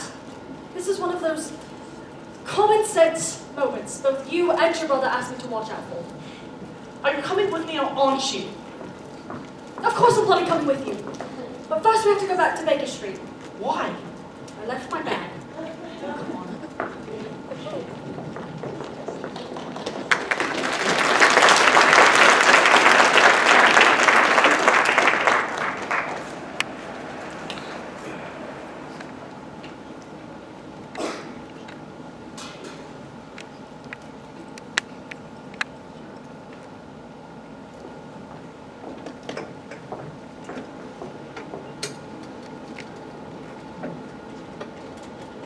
Thank you so much, Mrs. Hudson. You've been too kind to me. Think nothing of it, dear. I may not approve Miss Holmes' business, or whatever she calls it, but I'm not one to turn away a soul in need. They've been gone so long. Do you have any idea when they'll be returning? You think she'd tell me something like that, wouldn't you? But you'd be wrong. Oh. Mrs. Chapman, Far be it from me to put my nose in where it really doesn't belong. But I really must say that in my day, a young lady would not dream of asking questions about her husband behind his back. Even if you knew him to be a criminal? Especially if I knew him to be a criminal. Young people today have no sense of propriety. If you want my advice, it is your duty to be of help to your husband, no matter what his profession may be. Thank you. You are entirely correct, I'm sure. Ah, here they are. Hello, Miss Hudson. All's well? We were just having a pleasant chat, Miss Chapman and I. Miss Holmes, it was odd, wasn't it? It was Mrs. Featherstone who wrote the letter? It is our opinion that she did not. Not her. Not her, but who then? We are pursuing another line of inquiry. Our first concern now is for your safety. Do you know where your husband is now? He's on duty tonight. He won't be home till in the morning. Go home then and pack up whatever is essential. Dr. Watson and I have one more stop to make, and then we will come fetch you. Where will I go? You will remain here for the time being until we can find someplace safer for you. You promise you'll come? I do. Hurry now. Be brave and be careful. I will. Thank you, Miss Holmes. Are you ready, Watson? Define ready. Good enough. Come along.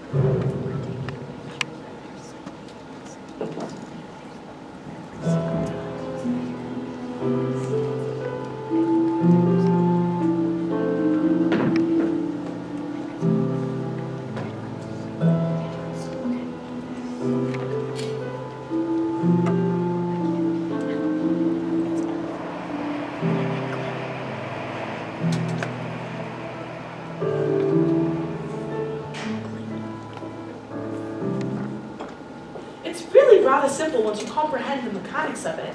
And cheaper locks like this one are so much easier. But what I'd really love to attempt is a bank vault. What are we looking for, Sherlock? I've no idea. Try not to disturb anything.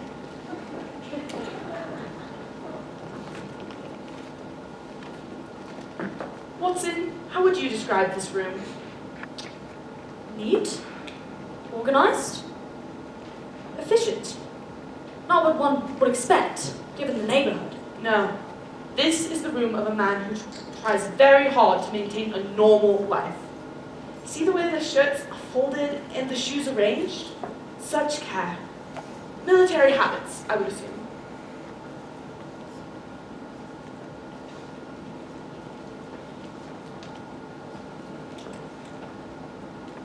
Sherlock, look at this. How could he afford a typewriter?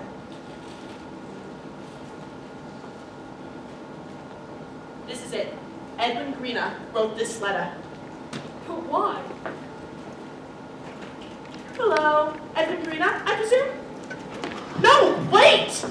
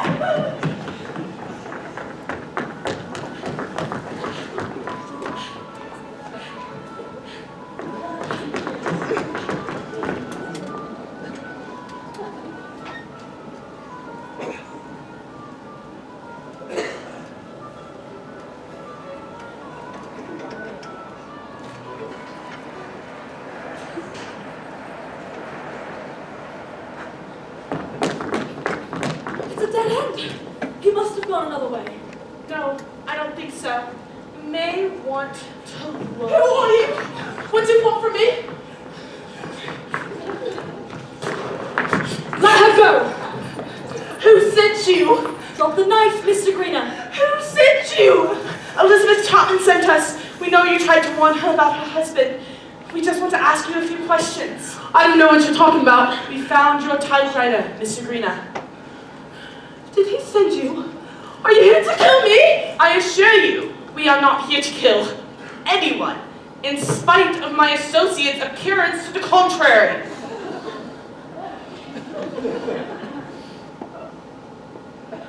So you're not going to kill me? No.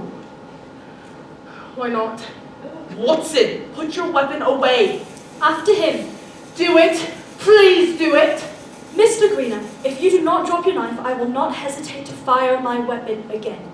At this range, I have a high chance of striking your arm, shoulder, or upper chest. The bullet will pierce your skin, tear through your soft tissue, and impact against your bone, most likely breaking it. This will limit the use of your arm, possibly permanently. Removing the bullet fragments will be painful, more so than actually being shot. You do not enjoy the medical treatment required, but unfortunately for you, you will receive it.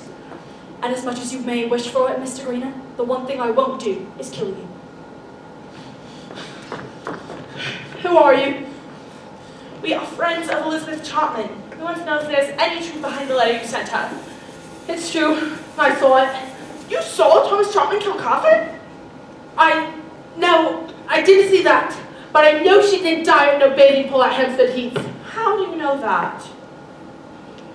Because she was already dead when I put her there. You put her there? He told me to. I was working for him, doing small stuff like collecting or roughing someone up when he needed me to help keep them alive. But that night, he calls me and he tells me to meet him at his house, and to fetch a wagon and bring it right back. And I don't question orders, I do as I'm told. But I knocked and he told me to come in. And that's when It's all right, Edwin. That's when what? Catherine, he had her all wrapped up. I mean, I couldn't tell it was her at first. But then he says, pick her up by the feet. So we pick her up and bring her to the wagon. And that's when he tells me what to do and where to put her. He didn't come with you. Needed his alibi. He said, Edwin, I need you more than I ever had before. If you do this one thing for me, you'll never want for nothing again.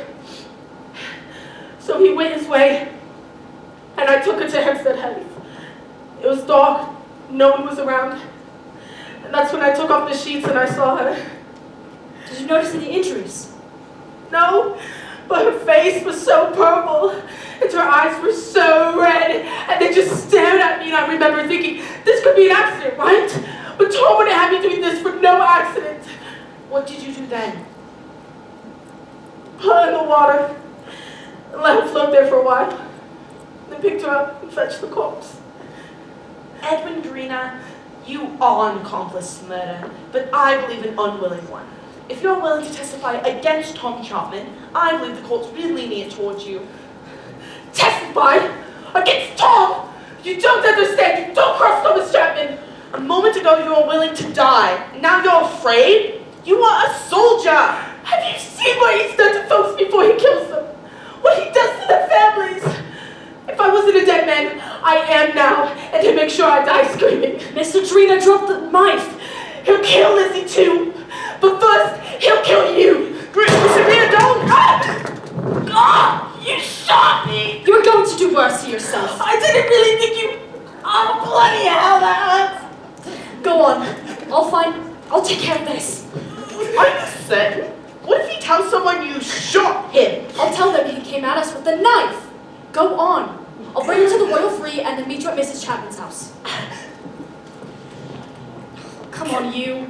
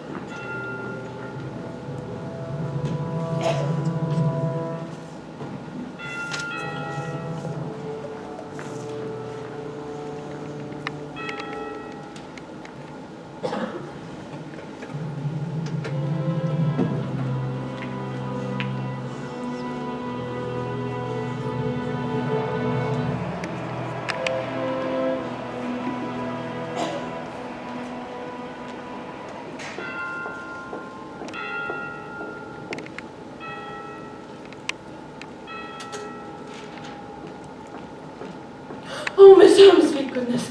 I've been drumming every sound since I got here. Perfectly understandable. Are you ready to go? Almost. I just need one or two more things from my dressing room. Hurry now. Dr. Watson is tending to our witness as we speak. Your what? Edwin Greener. Do you know him? He worked for your husband. Yes, I know Edwin. Helped around the house now and then. Helped in more ways than you know. Mrs. Chapman, it was Edwin Greener who wrote the letter. He didn't.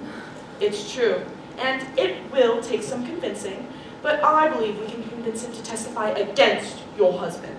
Really? I don't know what to say. You'll think of something on the way. Hurry now.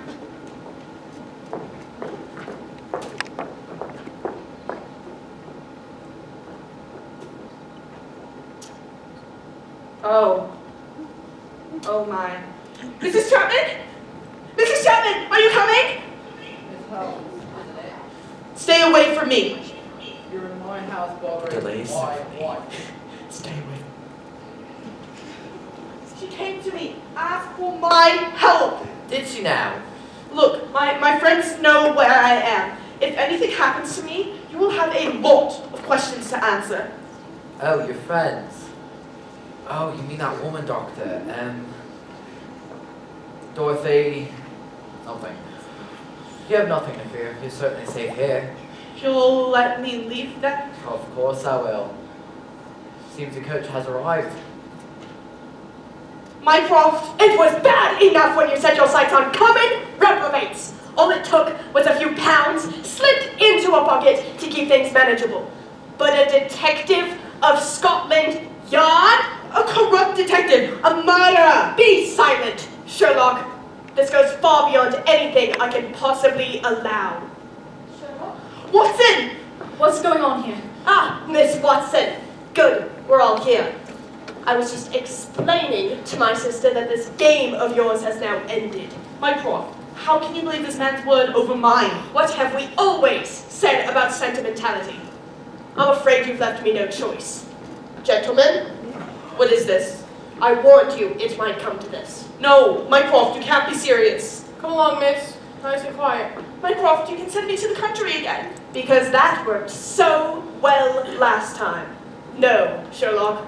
And you think the asylum will hold me better? You know I can walk out of there anytime I like. Not this time. All right, miss, here we go. No! Careful there, doctor. Now, damn it all!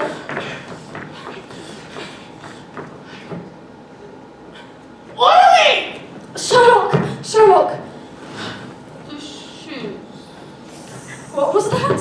Such lovely shoes. Shoes? What shoes?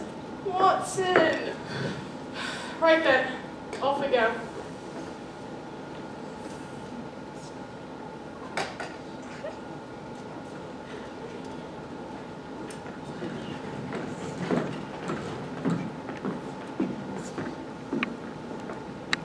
Miss Watson, the terms of our arrangement were clear, were they not? They were. I thought it was understood that your priority was, to the best of your ability, stop these adventures. You instructed me to act as Sherlock's common sense. Yes, those were my words. You will understand then why I find you in material breach of our agreement. Your invitation to take up residence at 221B Baker Street is now rescinded. Is there anything you wish to say? Would it make any difference if I did? None at all. Where are they taking her? Bethlem Royal Hospital. And I have instructed the hospital to make use of the most modern chemical treatments available. You'd use her as a laboratory experiment? That could destroy her. I have been assured that the tests are perfectly safe. For her body, perhaps, but not for her mind. Is that not the point, Miss Watson? Your responsibilities towards my sister have ended. And I'll not tolerate any further questioning regarding my decisions for her care. I suggest you leave this place at once, and forget you ever met Sherlock Holmes. I would hate for you to put your medical license in jeopardy simply because you could not leave well enough alone. May I ask one question? What? How did you know? How did I know what? How did you know what Sherlock was doing? How did you find her? Isn't it obvious? Inspector Chapman here found me and told me. He found you? How was that possible? How did he even know what we were doing? I can only assume that Thomas Chapman is a very skilled detective. Good day, Miss Watson. Dr. Watson. It's Dr. Watson.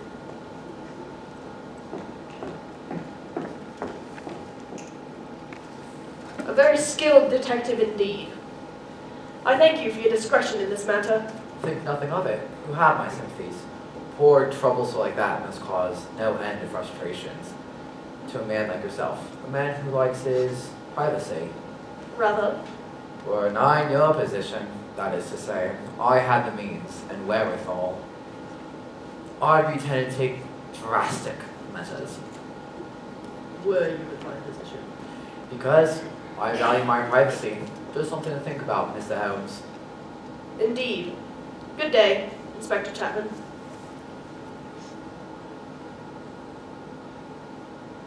Lizzie!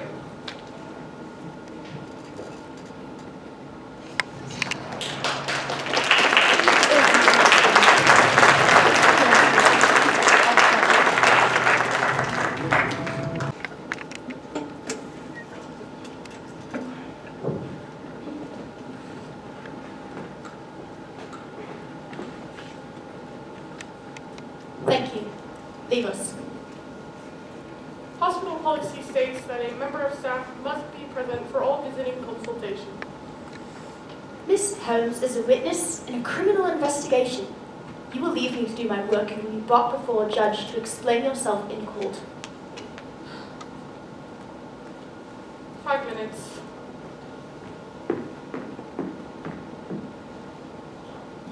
Miss Holmes? Miss Holmes? Can you hear me? Listen, I'm sorry it took me so long to get in here. Miss Holmes? Miss Holmes? Are they treating you all right? Miss Holmes?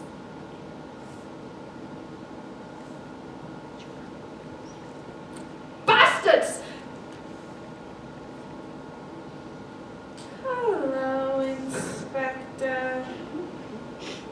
Are you unwell, Inspector? You are displaying some rather strange physiological reactions. Dilated pupils, increased respiration, perspiration around the brow and neck. Indeed, you seem a trifle flushed. Watson, what is wrong with him? Miss Holmes, Dr. Watson isn't here. I'm sorry. You are not what most would consider an attractive man, are Well, I'm asking for a friend. what have they given you? Thoughts sound like swimming through trees. I don't know if that's a good or a bad thing. Watson? Where is... Miss Holmes, Watson is all right. She's overseeing the care of Edwin Greener, who is recovering from a gunshot wound. You wouldn't happen to know anything about that, would you? Clean. Sorry? Very clean. Clean as a whistle. Are whistles particularly clean? I haven't put much thought on the subject. This requires further investigation. Miss Holmes, I don't like seeing you like this. I think the best way to sway your brother's course of action is to discredit Inspector Chapman. This is a good plan. But I need your help. I am afraid that a court won't find Edmund Greener all that reliable. His testimony alone will not be enough, and we still can't prove that Tom was there when Catherine died. And we still have no idea what even happened to Eudora Featherstone.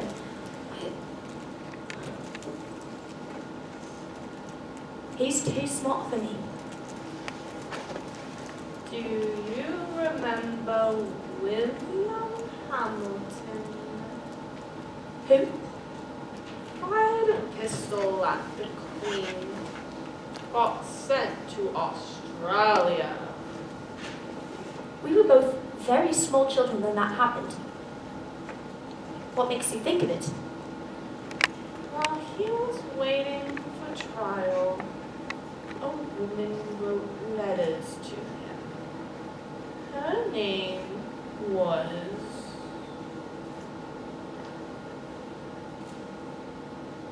Irish. Something. She fell in love with him, Hamilton. Wanted to marry him. Oh. Did she? No! Australia! Right. She never met him. All she knew of him was that he was a criminal. And she loved him for it. I don't quite understand, Miss Holmes. It is a phenomenon.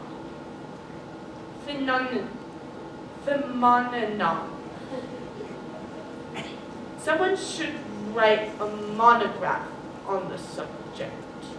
I don't understand how this helps us with Thomas Chapman. It's not him. What? No.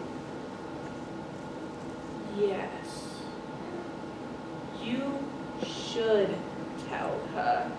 Tell who? Tell her what? Book. Awful. What book, Miss Holmes? D.W. Brown. Dorothy Watson Brown. You must tell her! Tell her what, Miss Holmes? I don't understand what you're asking of me. Such an idiot. It's not the worst thing I've been called. Not you. Me. All right, time's up. She's due for another round of treatment. Not yet. Just another minute. Afraid not. Excuse me, sir. Did you just attempt to manhandle a police officer? Apologies, sir. Just doing my job. We've got special instructions for this one. You will treat her kindly or I will know why! You want to know why? Ask Mr. Holmes. Inspector. It's all right. Miss Holmes, It makes sense, you know. A man like that would want to keep things clean. I'm ready to go now.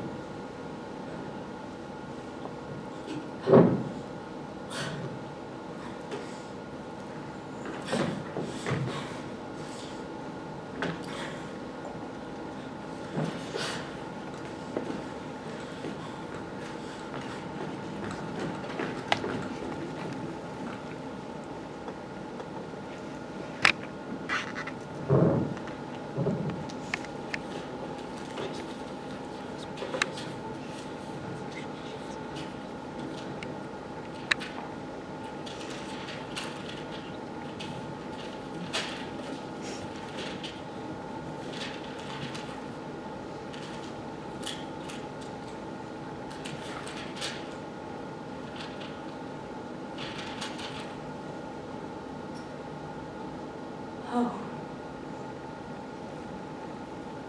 Oh. Oh, bloody hell!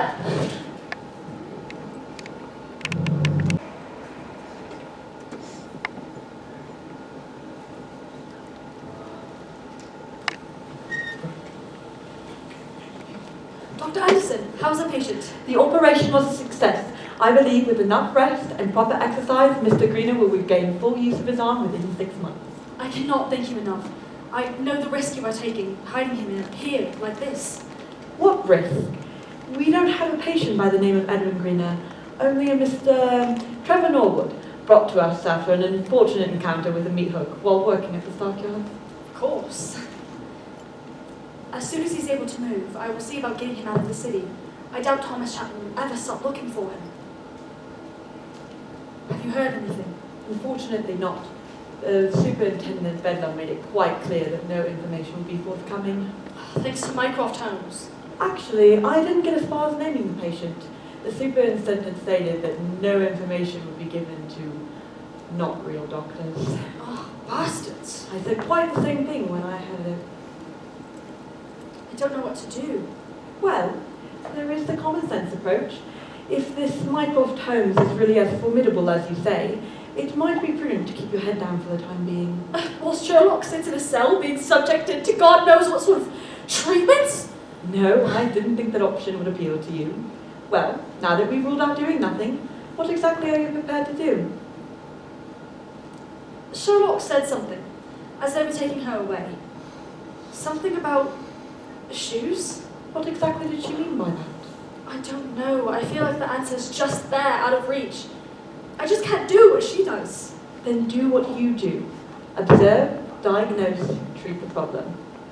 Observe, diagnose, treat the problem. You know, I followed the exploits of you Edinburgh ladies with great interest. I remember, it must have been your first year here, when the papers made a passing mention of a certain little row.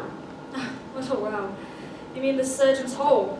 There were 300 people just to stop 20 women from sitting for an exam. They shouted horrible names at us, pelted us with refuse. And when we finally got to the gate, they slammed it right in our faces. Finally, one of the staff let us in through a side gate. We took that bloody exam sitting there, covered in filth, the noise of the crowd outside the whole time. The surgeon's hall riot, they called it. I had never been so angry. There it is. Many women would be terrified by such an ordeal, but not you. You remember the surgery you performed, the day Miss Holmes came to see me, the patient you lost? Mrs. Pertwee? Yes, everyone was afraid to try, with her infection so advanced, but you were determined. When you channel it correctly, your anger can lead you to do great things. But I lost the patient. But you will save the next, and I believe that with Miss Holmes you will save many more. Hello. Michael, hello. Do what you do. I hope I'm not interrupting anything. Not at all. I was just stepping out. Good luck. Dr. Stanford? What can I do for you, Michael? Well, I wondered if I might get your signature on something. Found me out, have you? I'm ashamed to admit that no, I did not. After I finished it, I returned it to Mother, wondering why she wanted me to read the thing. She told me. Claimed she knew it was you up to the first chapter. Your mother always was so clever. Not so clever as to write a novel. Will you write another? Oh. I'm not sure. I hadn't really thought about it. You should stay ahead. I might. I had considered writing about my time in Edinburgh. Medical school? The surgeon's all right. The surgeons. Oh, that little row was in the papers? There's a row. Right. Give me that book. Why did you do that? Because, Michael, when I saw you here reading that book 2 weeks ago and I asked what you thought of it, you called it rather silly stuff. If you had met the author for the first time today, you would not have given it a second thought. So no, Michael, I will not sign your bloody book for you, and if you want it that badly, you can just dig it out of the trash yourself. Dr. Watson, Oh. Have I come at a bad time? I believe you have come at a bad century. Oh, Inspector Lestrade, this is Dr. Michael Stanford. Dr. Stanford, this is Inspector Lestrade of Scotland Yard. Inspector Lestrade, was it? Yes. I don't mean to be rude, but I really must speak to Dr. Watson alone. Well, Do you mind waiting outside, Michael? Just for a minute? Are you sure? It'll just be a minute. Thank you.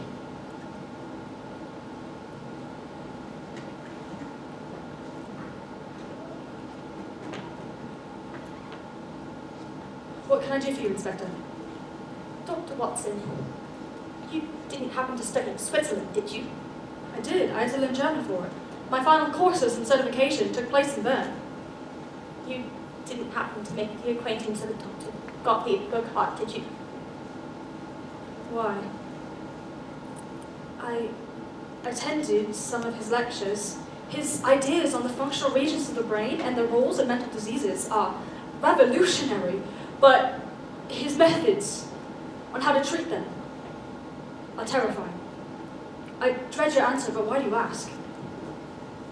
Sherlock's brother is seeking consultation from him. I can't even begin to understand half of what is in those papers, but what I know is that it seems like something that must be avoided at all costs. Oh God. Sherlock, we have to get her out of there. If we could get her out, we could solve the case and prove her in the right. Case? What case? There is no case without Sherlock. We have to find a way to talk to her. We are neither of us family, but I was able to get a few minutes with her. But what they're pumping her with is making her practically incoherent. Sorry to interrupt, I've got a cab waiting. What is it? I have an idea. We'll have to go quickly though. We'll discuss it in the cab. I guess I should be going then. Are you not coming with us? Dr. Watson, I'm a police officer. The less I know of what you're thinking, the better. Besides, if your adventures are successful, things will begin to happen very quickly. The best thing I can do is find Inspector Chapman and not let my eye off of him. How is Edwin Greener? He'll keep us on. Can you keep him safe? I don't have many friends at Scotland Yard. I don't know who I could trust. Well then, we'll have to do this. Good luck, Inspector. Good luck.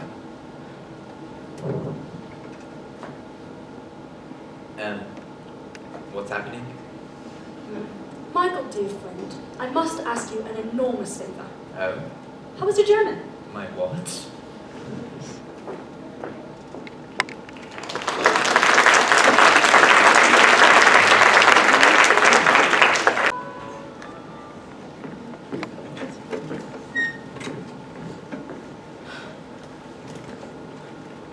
Superintendent?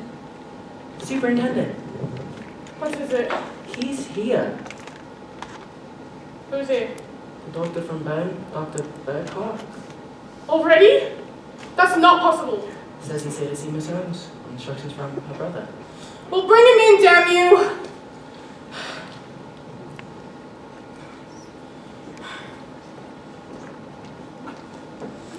Welcome in, Dr. Burkhardt. I'm Superintendent Ellis. I must say, this is quite an honor. I'm sorry if you seem a little disorganized. We weren't expecting you for a few more weeks. Sagt, dass es ganz wert wäre, Sie zu kennenlernen, aber hat gedacht, dass Sie später ankommen werden. Ich weiß, was er sagte. Ich spreche nicht Deutsch. Nein, du sprichst es nicht. Erinnerst du dich? Deshalb jetzt ich. Oh, richtig. Entschuldigung, sag Ihnen, ich möchte Fräulein Holmes sofort zeichnen. Dr. Gottlieb Burkhardt has to see the patient right away. Please. Oh, yes, of course. Doctor, I've had the privilege of reading translations on some of your monographs on psychosurgery, and I was hoping I might have the opportunity to pick your brain, as it were. Will dir fragen, über deine Gedanken von Gehirnstellen. Was für Gedanken? Ich weiß nicht von Gehirnchirurgie. The doctor says he will be happy to discuss his ideas with you at your earliest convenience. Ich sagte nichts davon. But he wishes to conduct his preliminary interview with the patient first. Ich bin mir nicht sicher, dass dieses Aktionsprogramm so gestern war. Spiel mit und alles wird gut.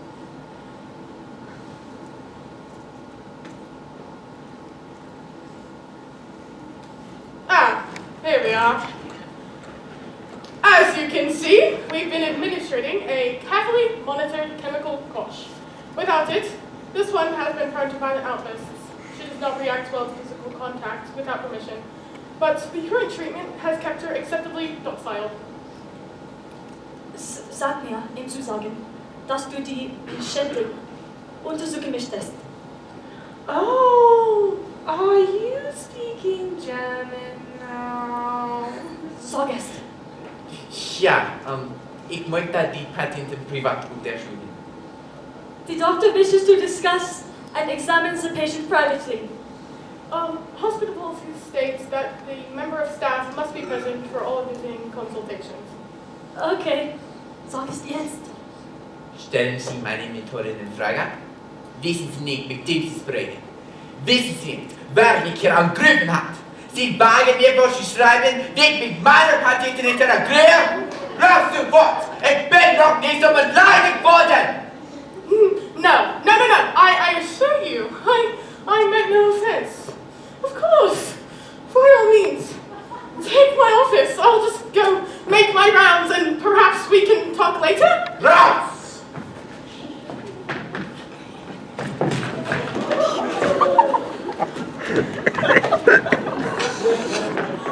I'll say, that was quite good, was it? Sherlock, can you hear me? I knew it was you all along. Come on, Sherlock, can you stand? Who is your friend? Lucky thing his language too was Austrian. You know he's never been to a German-speaking country in his life? How did she know that? Your accent is much better, Watson. Always helps to learn a language in country. The coast is clear. Come on, Sherlock, we're leaving.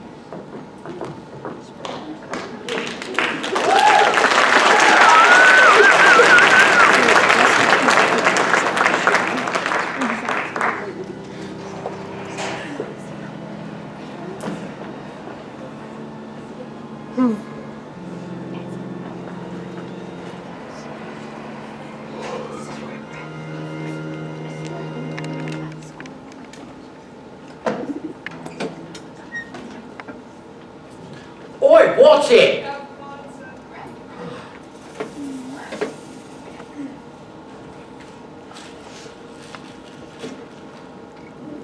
No.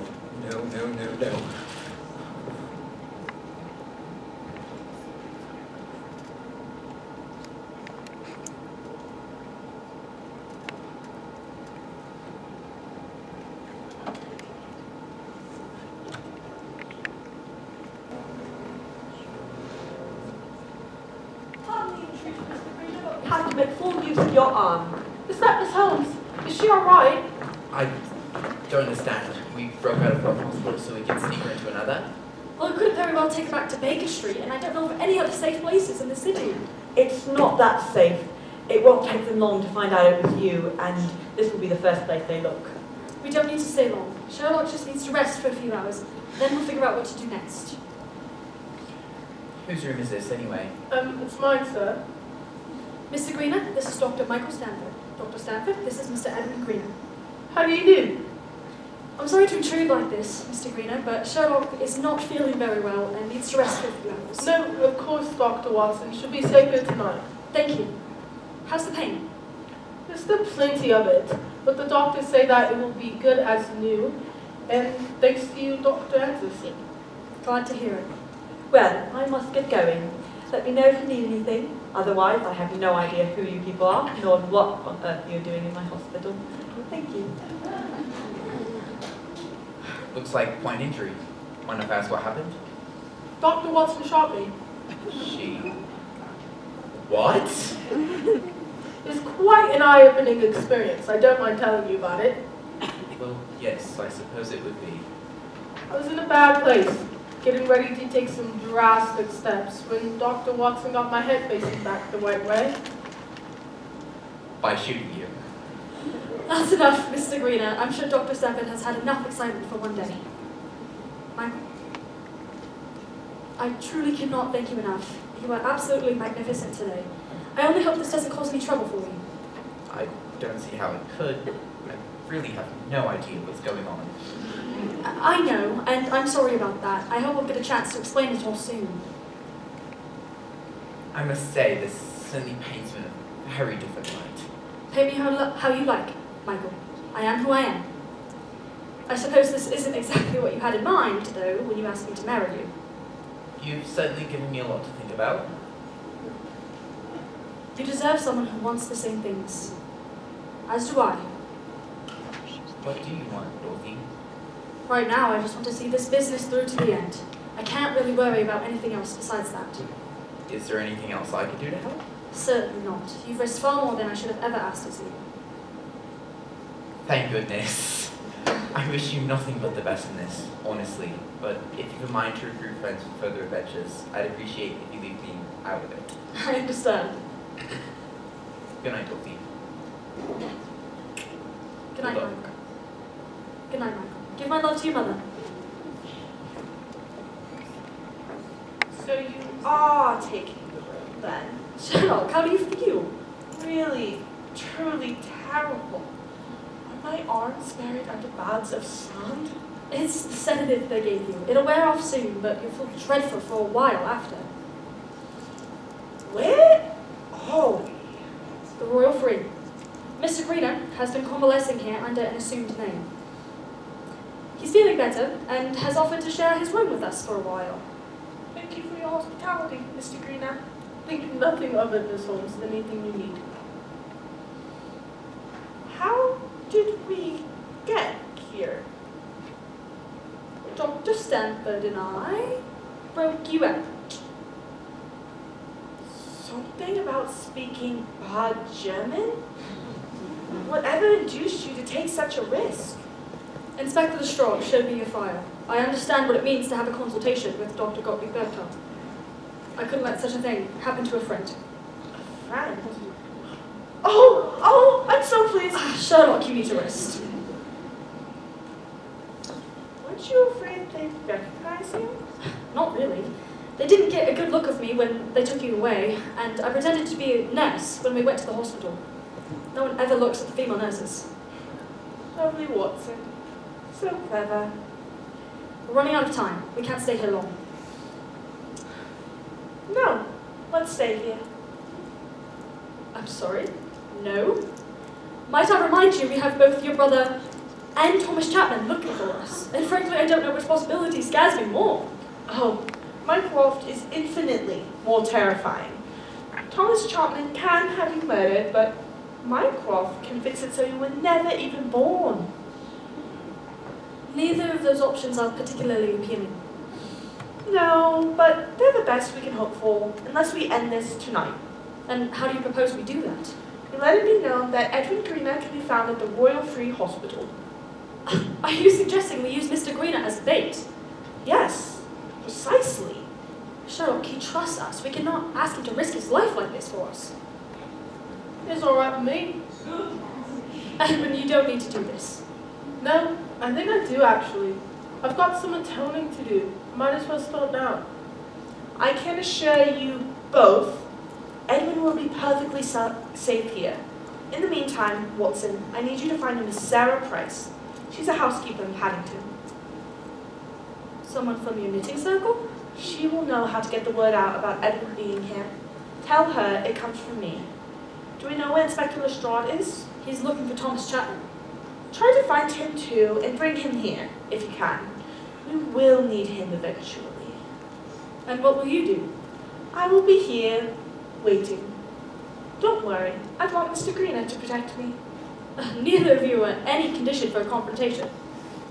The sooner you find Inspector Lestrade, the less we'll have to worry about that. Now hurry!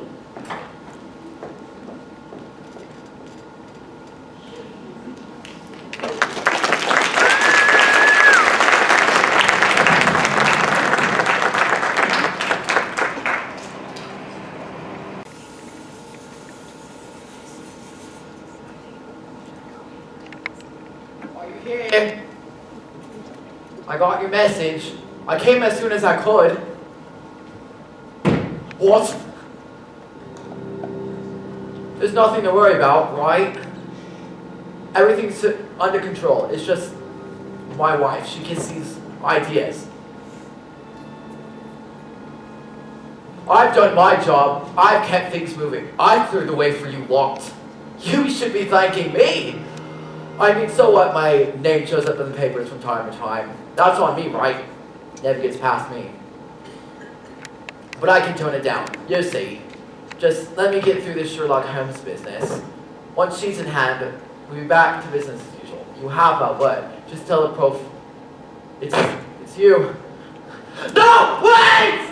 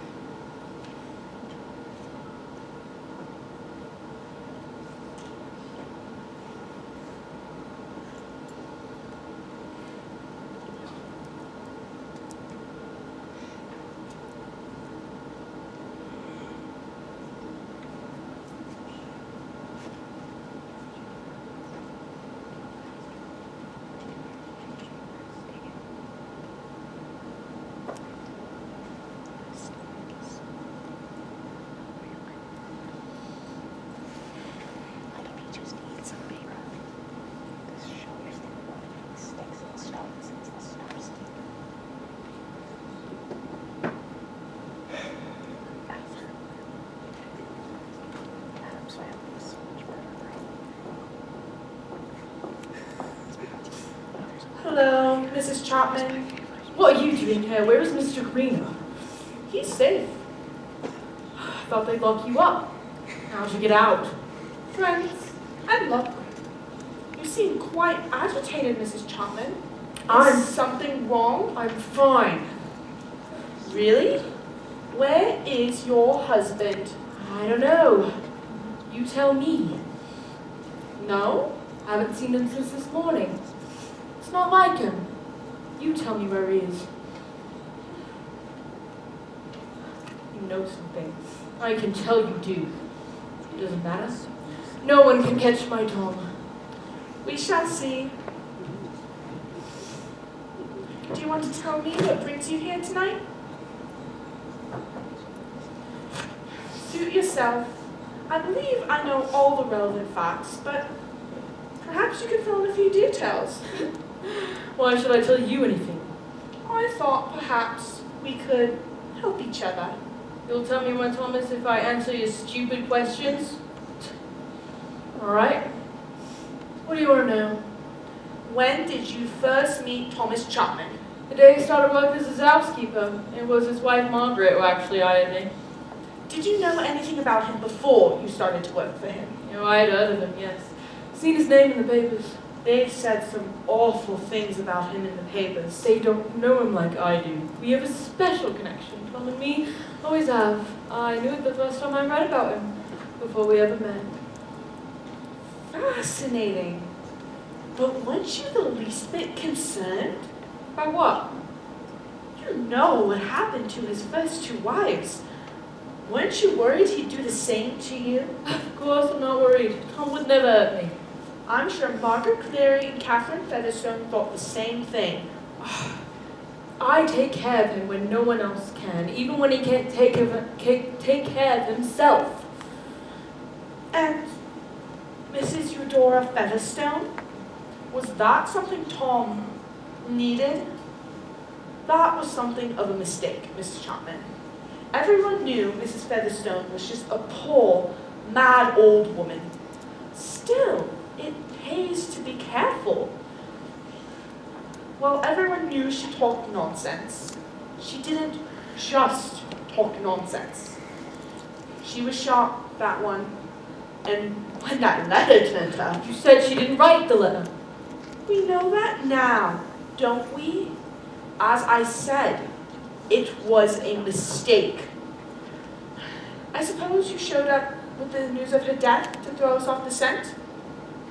That was Tom's idea, I imagine. He must have been rather cross with you. The timing was awfully suspicious. He told you to stick with us and see who else we'd be talking to. Did he also tell you to make it look like she fell in her bath? Your husband did you a disservice there, Mrs. Chapman. Mrs. Featherstone was afraid of baths. Wouldn't go near them. It was a dead giveaway. Still, rinsing the floor again was a nice touch. Not many would notice that you rinsed the floor that had just been cleaned hours earlier. You're so clever, Miss Holmes. All I wanted was who wrote the bloody letter. Did you have to get so involved? It was clear you were hiding something from the moment you stepped into my sitting room.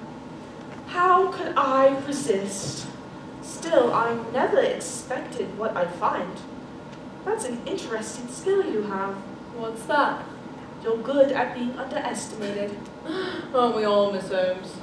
Perhaps we are. Shall I tell you what gave you away? It was your shoes. You'll recall I pointed them out when we first met, and then again when you told us the news of Mrs. Featherstone's death. I told you that you had changed them for another pair. And then when I saw them in your bag. Be quiet. Water does terrible things to leather. Be quiet! I am sorry for you, Mrs. Chapman. Your husband has led you down a dark path. Let me! Let me! I beat that old woman's brains out with a paperweight! Made an awful mess.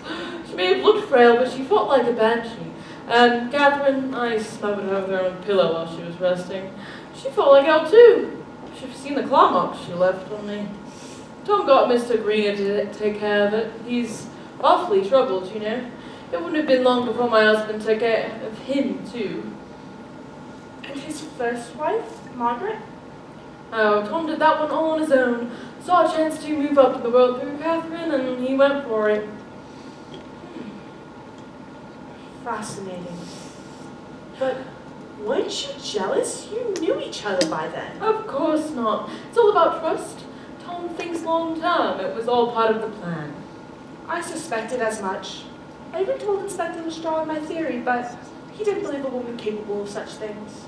My husband sees me for what I really am. And what are you, Mrs. Chapman? I'm his partner. His equal. Is there any man you can say that about, Miss Holmes? No, never. Right. Now I think it's time for you to answer some of my questions. Where is Tom? You want to play fair with me, Miss Holmes. Tom told me what they were doing to you in Bedlam. Sounds awful. I understand it takes a while for that stuff to wear off, and I imagine you must be feeling pretty rough right now. I worried I wouldn't have enough for Mr. Greener, but there's more than enough here for you. This will go easier for you if you don't fight. Something funny? Just recalling how many times I've heard that exact sentiment before. Don't fight. Tell me, Mrs. Chapman, do I seem like a woman who has ever heeded such advice? Mrs. Chapman. What's in? I told you to wait for the signal! Shut up! She's already confessed! What more could you be waiting for? I was waiting for the proper amount of dramatic... Oh, never mind. You're right. Inspector Lestrade, have you heard enough? Yes, quite. Miss Chapman, I'm placing you under arrest. You sure you want to follow through with this, Inspector? My Thomas has been waiting for a reason to come after you. Miss Chapman, it is my sad duty to inform you that your husband's body was found just after sunset this evening. He's lying. You're lying, isn't he, Miss Holmes? I am sorry for your loss, Mrs. Chapman. It isn't true. Nothing can happen to my Thomas. It's me. It isn't true. That poor woman. Sherlock, you were right. I'm almost my old self again. Shall we head back to Baker Street? Are you sure it's safe? What about your brother? With you by my side, dear Watson, there is nothing I cannot face. Let us go speak to my prof together, shall we?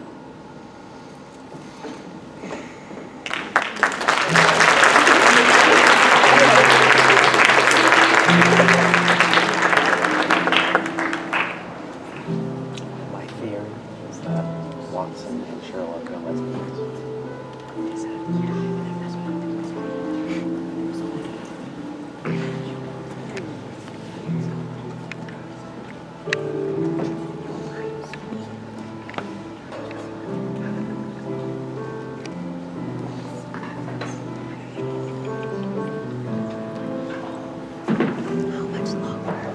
Almost done. This is the last scene. Oh, thank God. It's a long show. I'm crying. Really? Yes. Why? Because a chicken fried steak.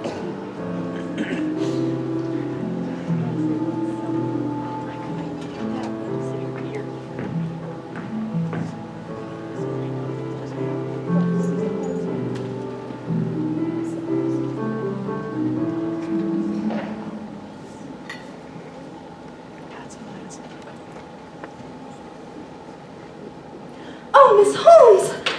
Hello, Mrs. Holmes. I am rather pleased to see you as well. We were so worried about you. We were, ladies. Mycroft. He's been waiting all night, dear. Thank you, Mrs. Hudson. Would you give me a moment alone with Dr. Watson and my sister, please? Of course. I'll just go make everyone a nice cup of tea. That is a woman who understands the restorative power of tea. Mycroft. Sherlock.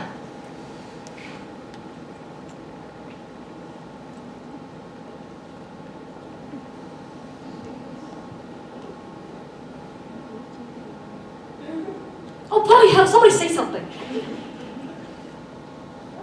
Dr. Goodley Bookhart? You were never in any real danger. Are you sure? You weren't at any point tempted to kill two birds, as it were? Tempted? Yes. But I found Dr. Bockhart's methods distasteful. What are you two talking about? Someone told Chapman about Mycroft and his relation to me. Mycroft pretended to entertain Chapman's idea of subjecting me to psychosurgery in the hopes of drawing out information on this mysterious informant. You'd commit your own sister to Bedlam and subject to chemical treatments as a ploy? To protect your own privacy? You will not judge me. Have you found this person then, Chapman's informant? I have not. However, a search of the Chapman's home revealed a ledger recording payments both incoming and outgoing. Some of the outgoing payments were easy to trace, payouts, bribes, and whatnot, but a rather large percentage of Thomas Chapman's rather sizable illicit income was going to a single party. Who's paying someone higher up? Who? I don't know. You're telling me that a man with a criminal organization as sizable as Thomas Chapman was actually a part of a larger criminal enterprise run by an individual, or individuals, who know all about you, but about whom you know nothing? This is extraordinary! Sherlock, in the time that I have been in the employment of the Crown, how often have you witnessed me admit I did not know something? This would be the first. Yes. So I hope you will appreciate the gravity of the situation. And Thomas Chapman? His body was found hanging from Blackfriars Bridge. He hanged himself? No, it was most certainly not a suicide. Now, if you will excuse me, I must return to work. One moment, Mycroft. There is still the matter of your apology. My apology. You don't know what it was like, Mycroft. It was unjust. But I know how you can make it up to me. Oh, You will resume your arrangement with Dr. Watson. She will remain here as my trusted companion and as your trusted informant. trusted. After her little German ruse. I don't want a war, Mycroft. You owe me this.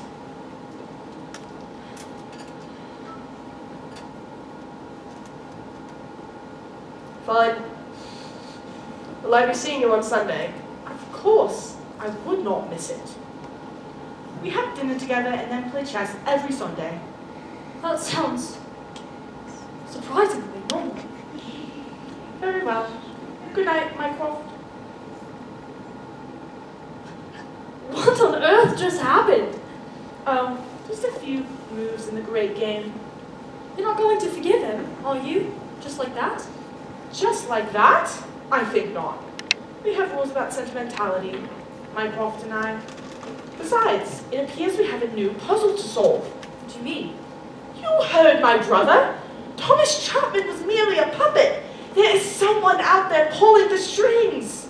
I doubt your brother wants us meddling around in something like that. On the contrary, he would not have mentioned it otherwise.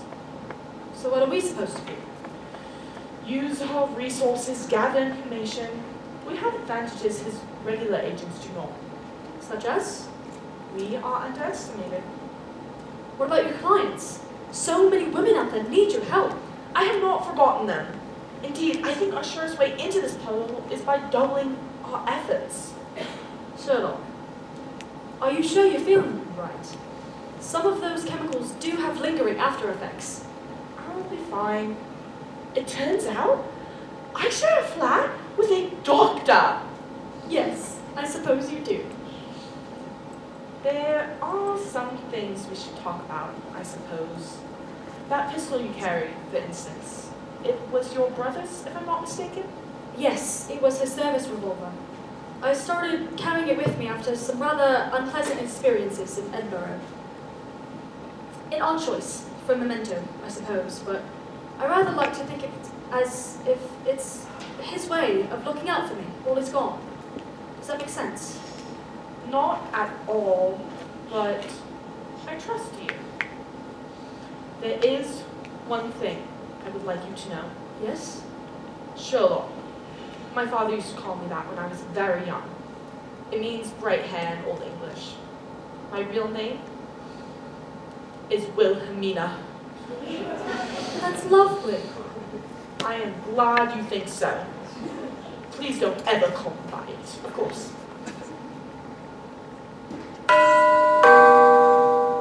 Are you ready to get back to work, Watson? I am. Let's begin then, shall we? Mrs. Hudson!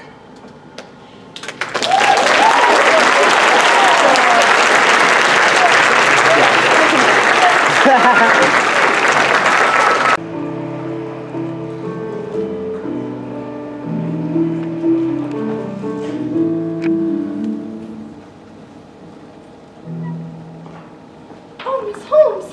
Mrs. Hudson!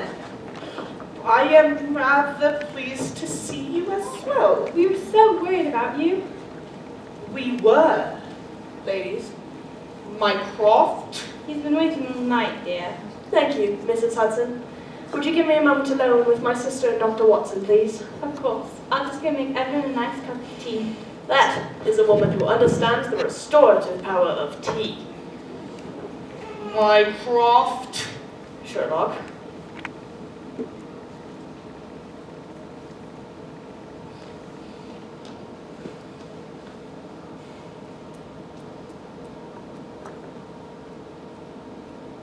Oh, bloody hell, somebody say something.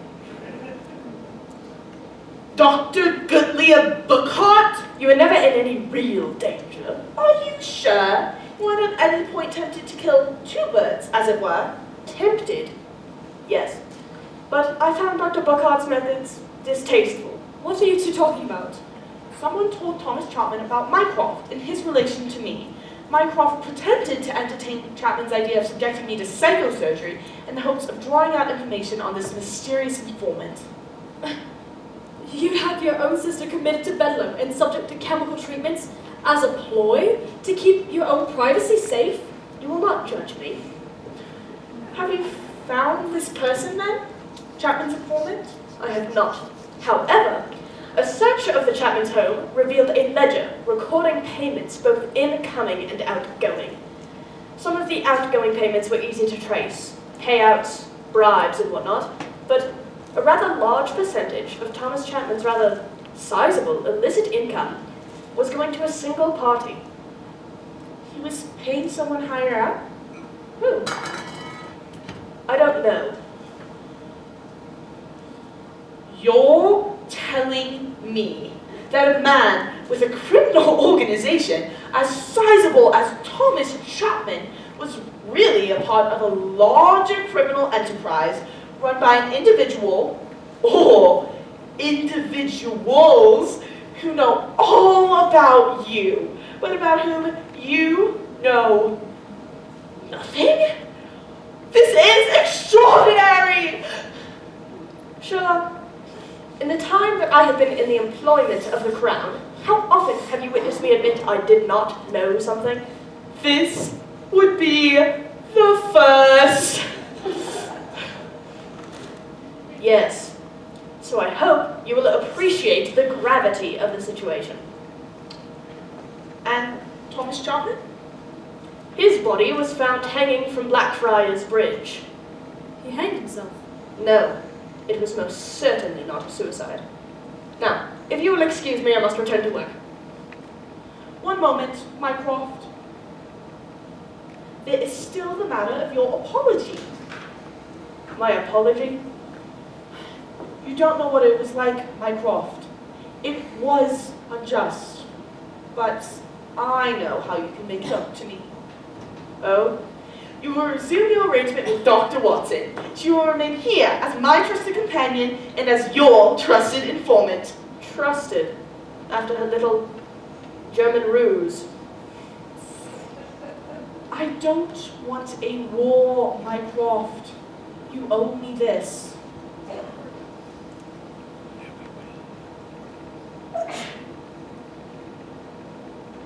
Fine. Will I be seeing you on Sunday? Of course, I would not miss it. We have dinner together and then play chess every Sunday. That sounds surprisingly normal. Very well. Good night, Mycroft. What on earth just happened?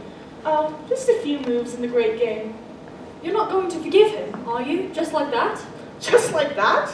I think not. We have rules about sentimentality, Mycroft and I. Besides, it appears we have a new puzzle to solve. What do you mean? You heard my brother. Thomas Chapman was merely a puppet. There is someone out there pulling the strings. I doubt your brother wants us meddling around with something like that. On the contrary, he would not have mentioned it otherwise. So what are we supposed to do? Use our information, gather resources. We have advantages that normal agents do not. Such as? We are underestimated. But what about your clients? So many women out there need your help. I have not forgotten them. Indeed, I believe our surest way into this puzzle is by doubling our efforts. Sherlock, are you sure you're all right? Some of those chemicals have lingering after effects. I'll be fine. It turns out, I share a flat with a doctor. Yes, I suppose you do. There are some things we should talk about, I suppose. For instance, that pistol you carry. It was your brother's, if I'm not mistaken. Yes, it was a service revolver. I started carrying it with me after some rather unpleasant encounters in Edinburgh. An odd choice for a memento, I suppose, but I rather like to think it's his way of looking out for me while I'm gone. Does that make sense? Not at all, but I trust you. There is one thing I would like you to know. Yes? Sherlock. My father used to call me that when I was very young. It means bright hair in Old English. My real name is Wilhelmina. That's lovely. I'm glad you think so. Please don't ever call me by it. Of course. Are you ready to get back to work, Watson? I am. Let's begin then, shall we? Mrs. Hudson!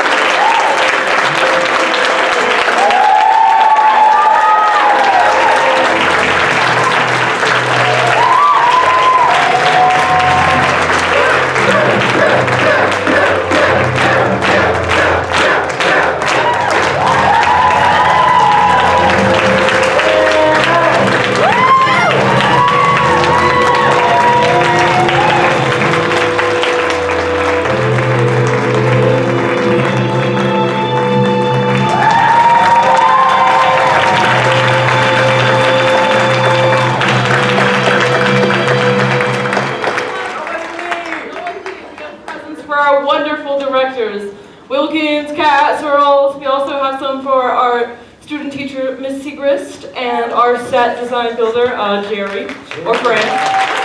If you like to come up here. Yeah. Excuse me. All right. I have Wilkins. I have yours, Kat. They have helped us so much with this, and we couldn't do it without them. And we thank you guys so much. Without you guys, we couldn't do this. Yeah. So much gratitude.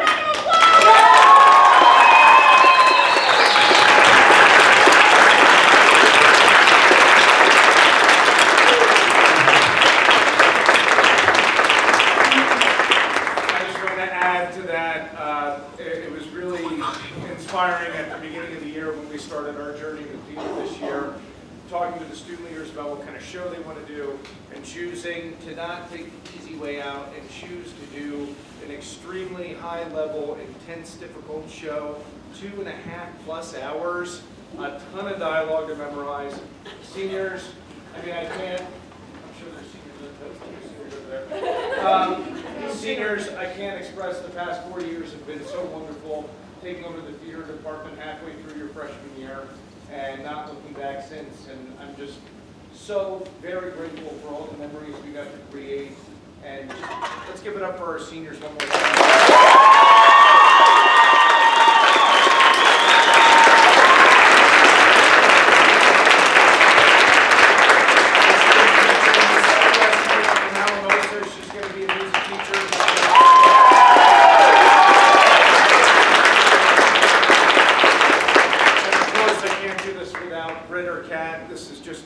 We have an amazing team of adult leaders and directors here, and you have really, your kids are pretty lucky to have these two helping them out. Let's give that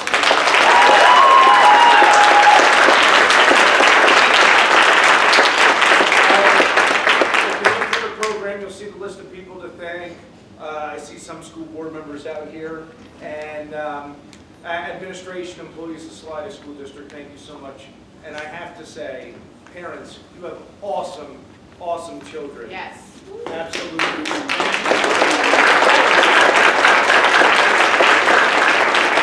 thank you for letting us work with your kids. I'm a better teacher, a better father, and a better human being for working with them. Thank you all so much. Safe travels.